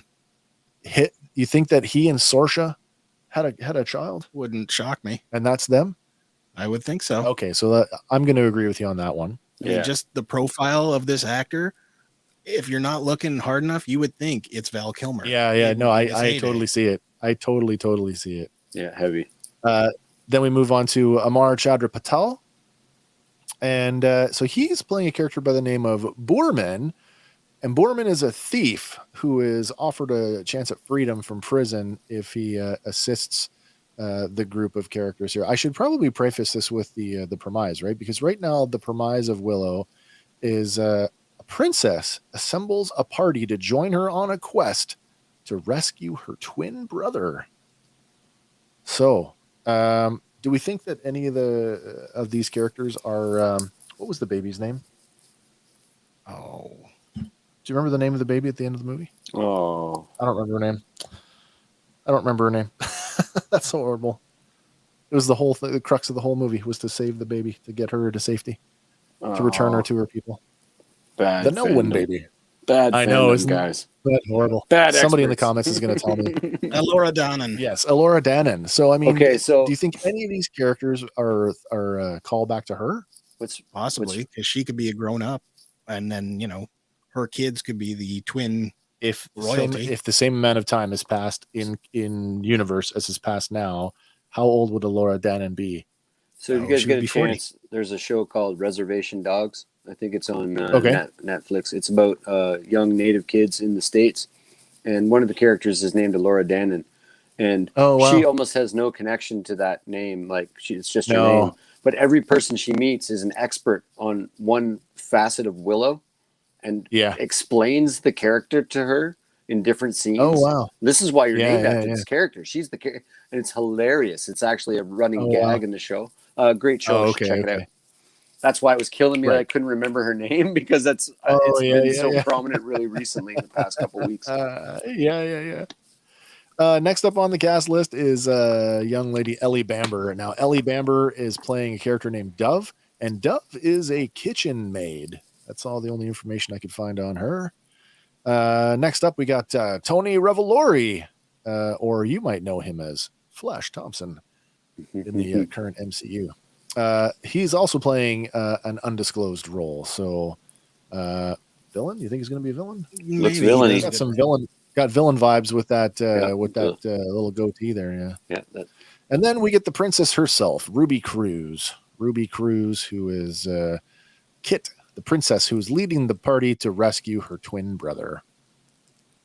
And then, of course, probably the most recognizable face for most of the things that we love, Erin Kellyman is back again, working with Warwick Davis. She is playing a character named Jade, and Jade is a servant training to become a warrior and is a friend of Kit, who joins in the quest. Now, I almost thought for a second, like with the red hair, that she might be, related to Sorsha. Maybe. I don't know. Hard to say. But I mean, I was vaguely aware that there was a Willow thing coming, and then it completely was lost on me that, oh yeah, this is happening, until the other day, and it's like, oh yeah, Willow. All right, I got one more thing I want to talk about before we wrap it up, and this one kind of caught me off guard because it's another one of those things that I kind of was vaguely aware of, but I didn't really know. And this is one of those ones that if you weren't following social media on Disney Plus Day, you might have missed it. But very recently, a little movie at 20th Century Studios just wrapped up production in Calgary, and that movie is called Prey. So, anybody notice anything about that logo they want to talk about? It's very Predator-like. Your font. Yeah. So, along with that logo, they also put out this image at the same time. Oh yeah. Oh my. Does that look Does that not strike you? There's your tri-laser cannon. So, Prey, upcoming science horror film by Dan Trachtenberg, director of 10 Cloverfield Lane, and it is the 5th installment in the Predator franchise and will showcase the Predator's first journey to Earth. The film releases on Hulu in 2022. So for those of you in Canada, you will be able to watch this on Star and in other international markets. Like Predator meets Quest for Fire. Like I said, it filmed in Calgary. Principal photography wrapped up back in September. Now, the cool thing about this one is that young lady, that is Amber Midthunder, and she's playing a character named Naru. Now, Amber has appeared in The Ice Road, Longmire, and the Legion television series. And she is a Comanche woman, a Comanche scout who is protecting her tribe from a predator. Oh, dope.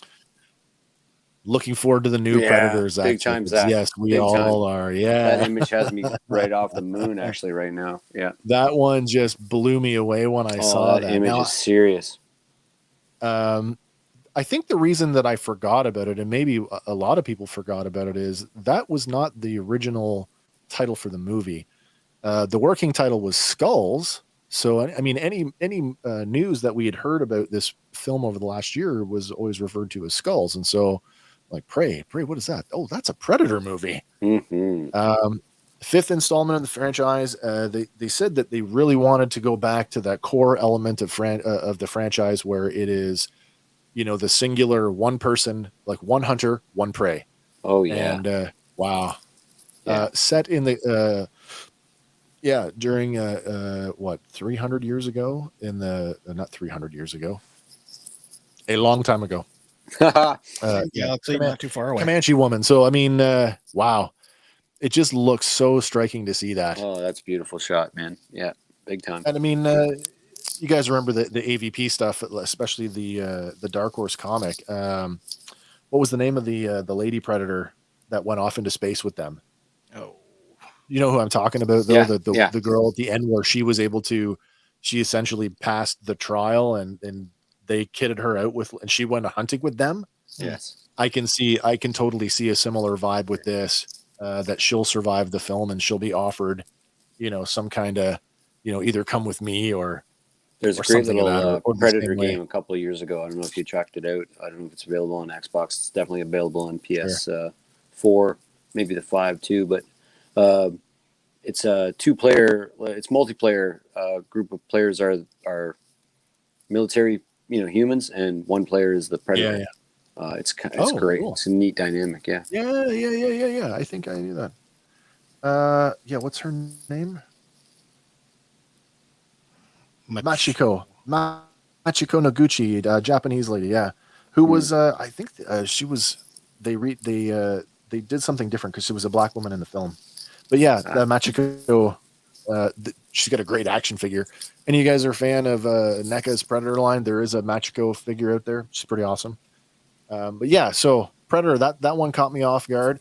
There was a lot more that got put out on Disney Plus Day from the 20th Century Studio side of the house, but a lot of it was stuff that we probably wouldn't cover in our regular shows anyway.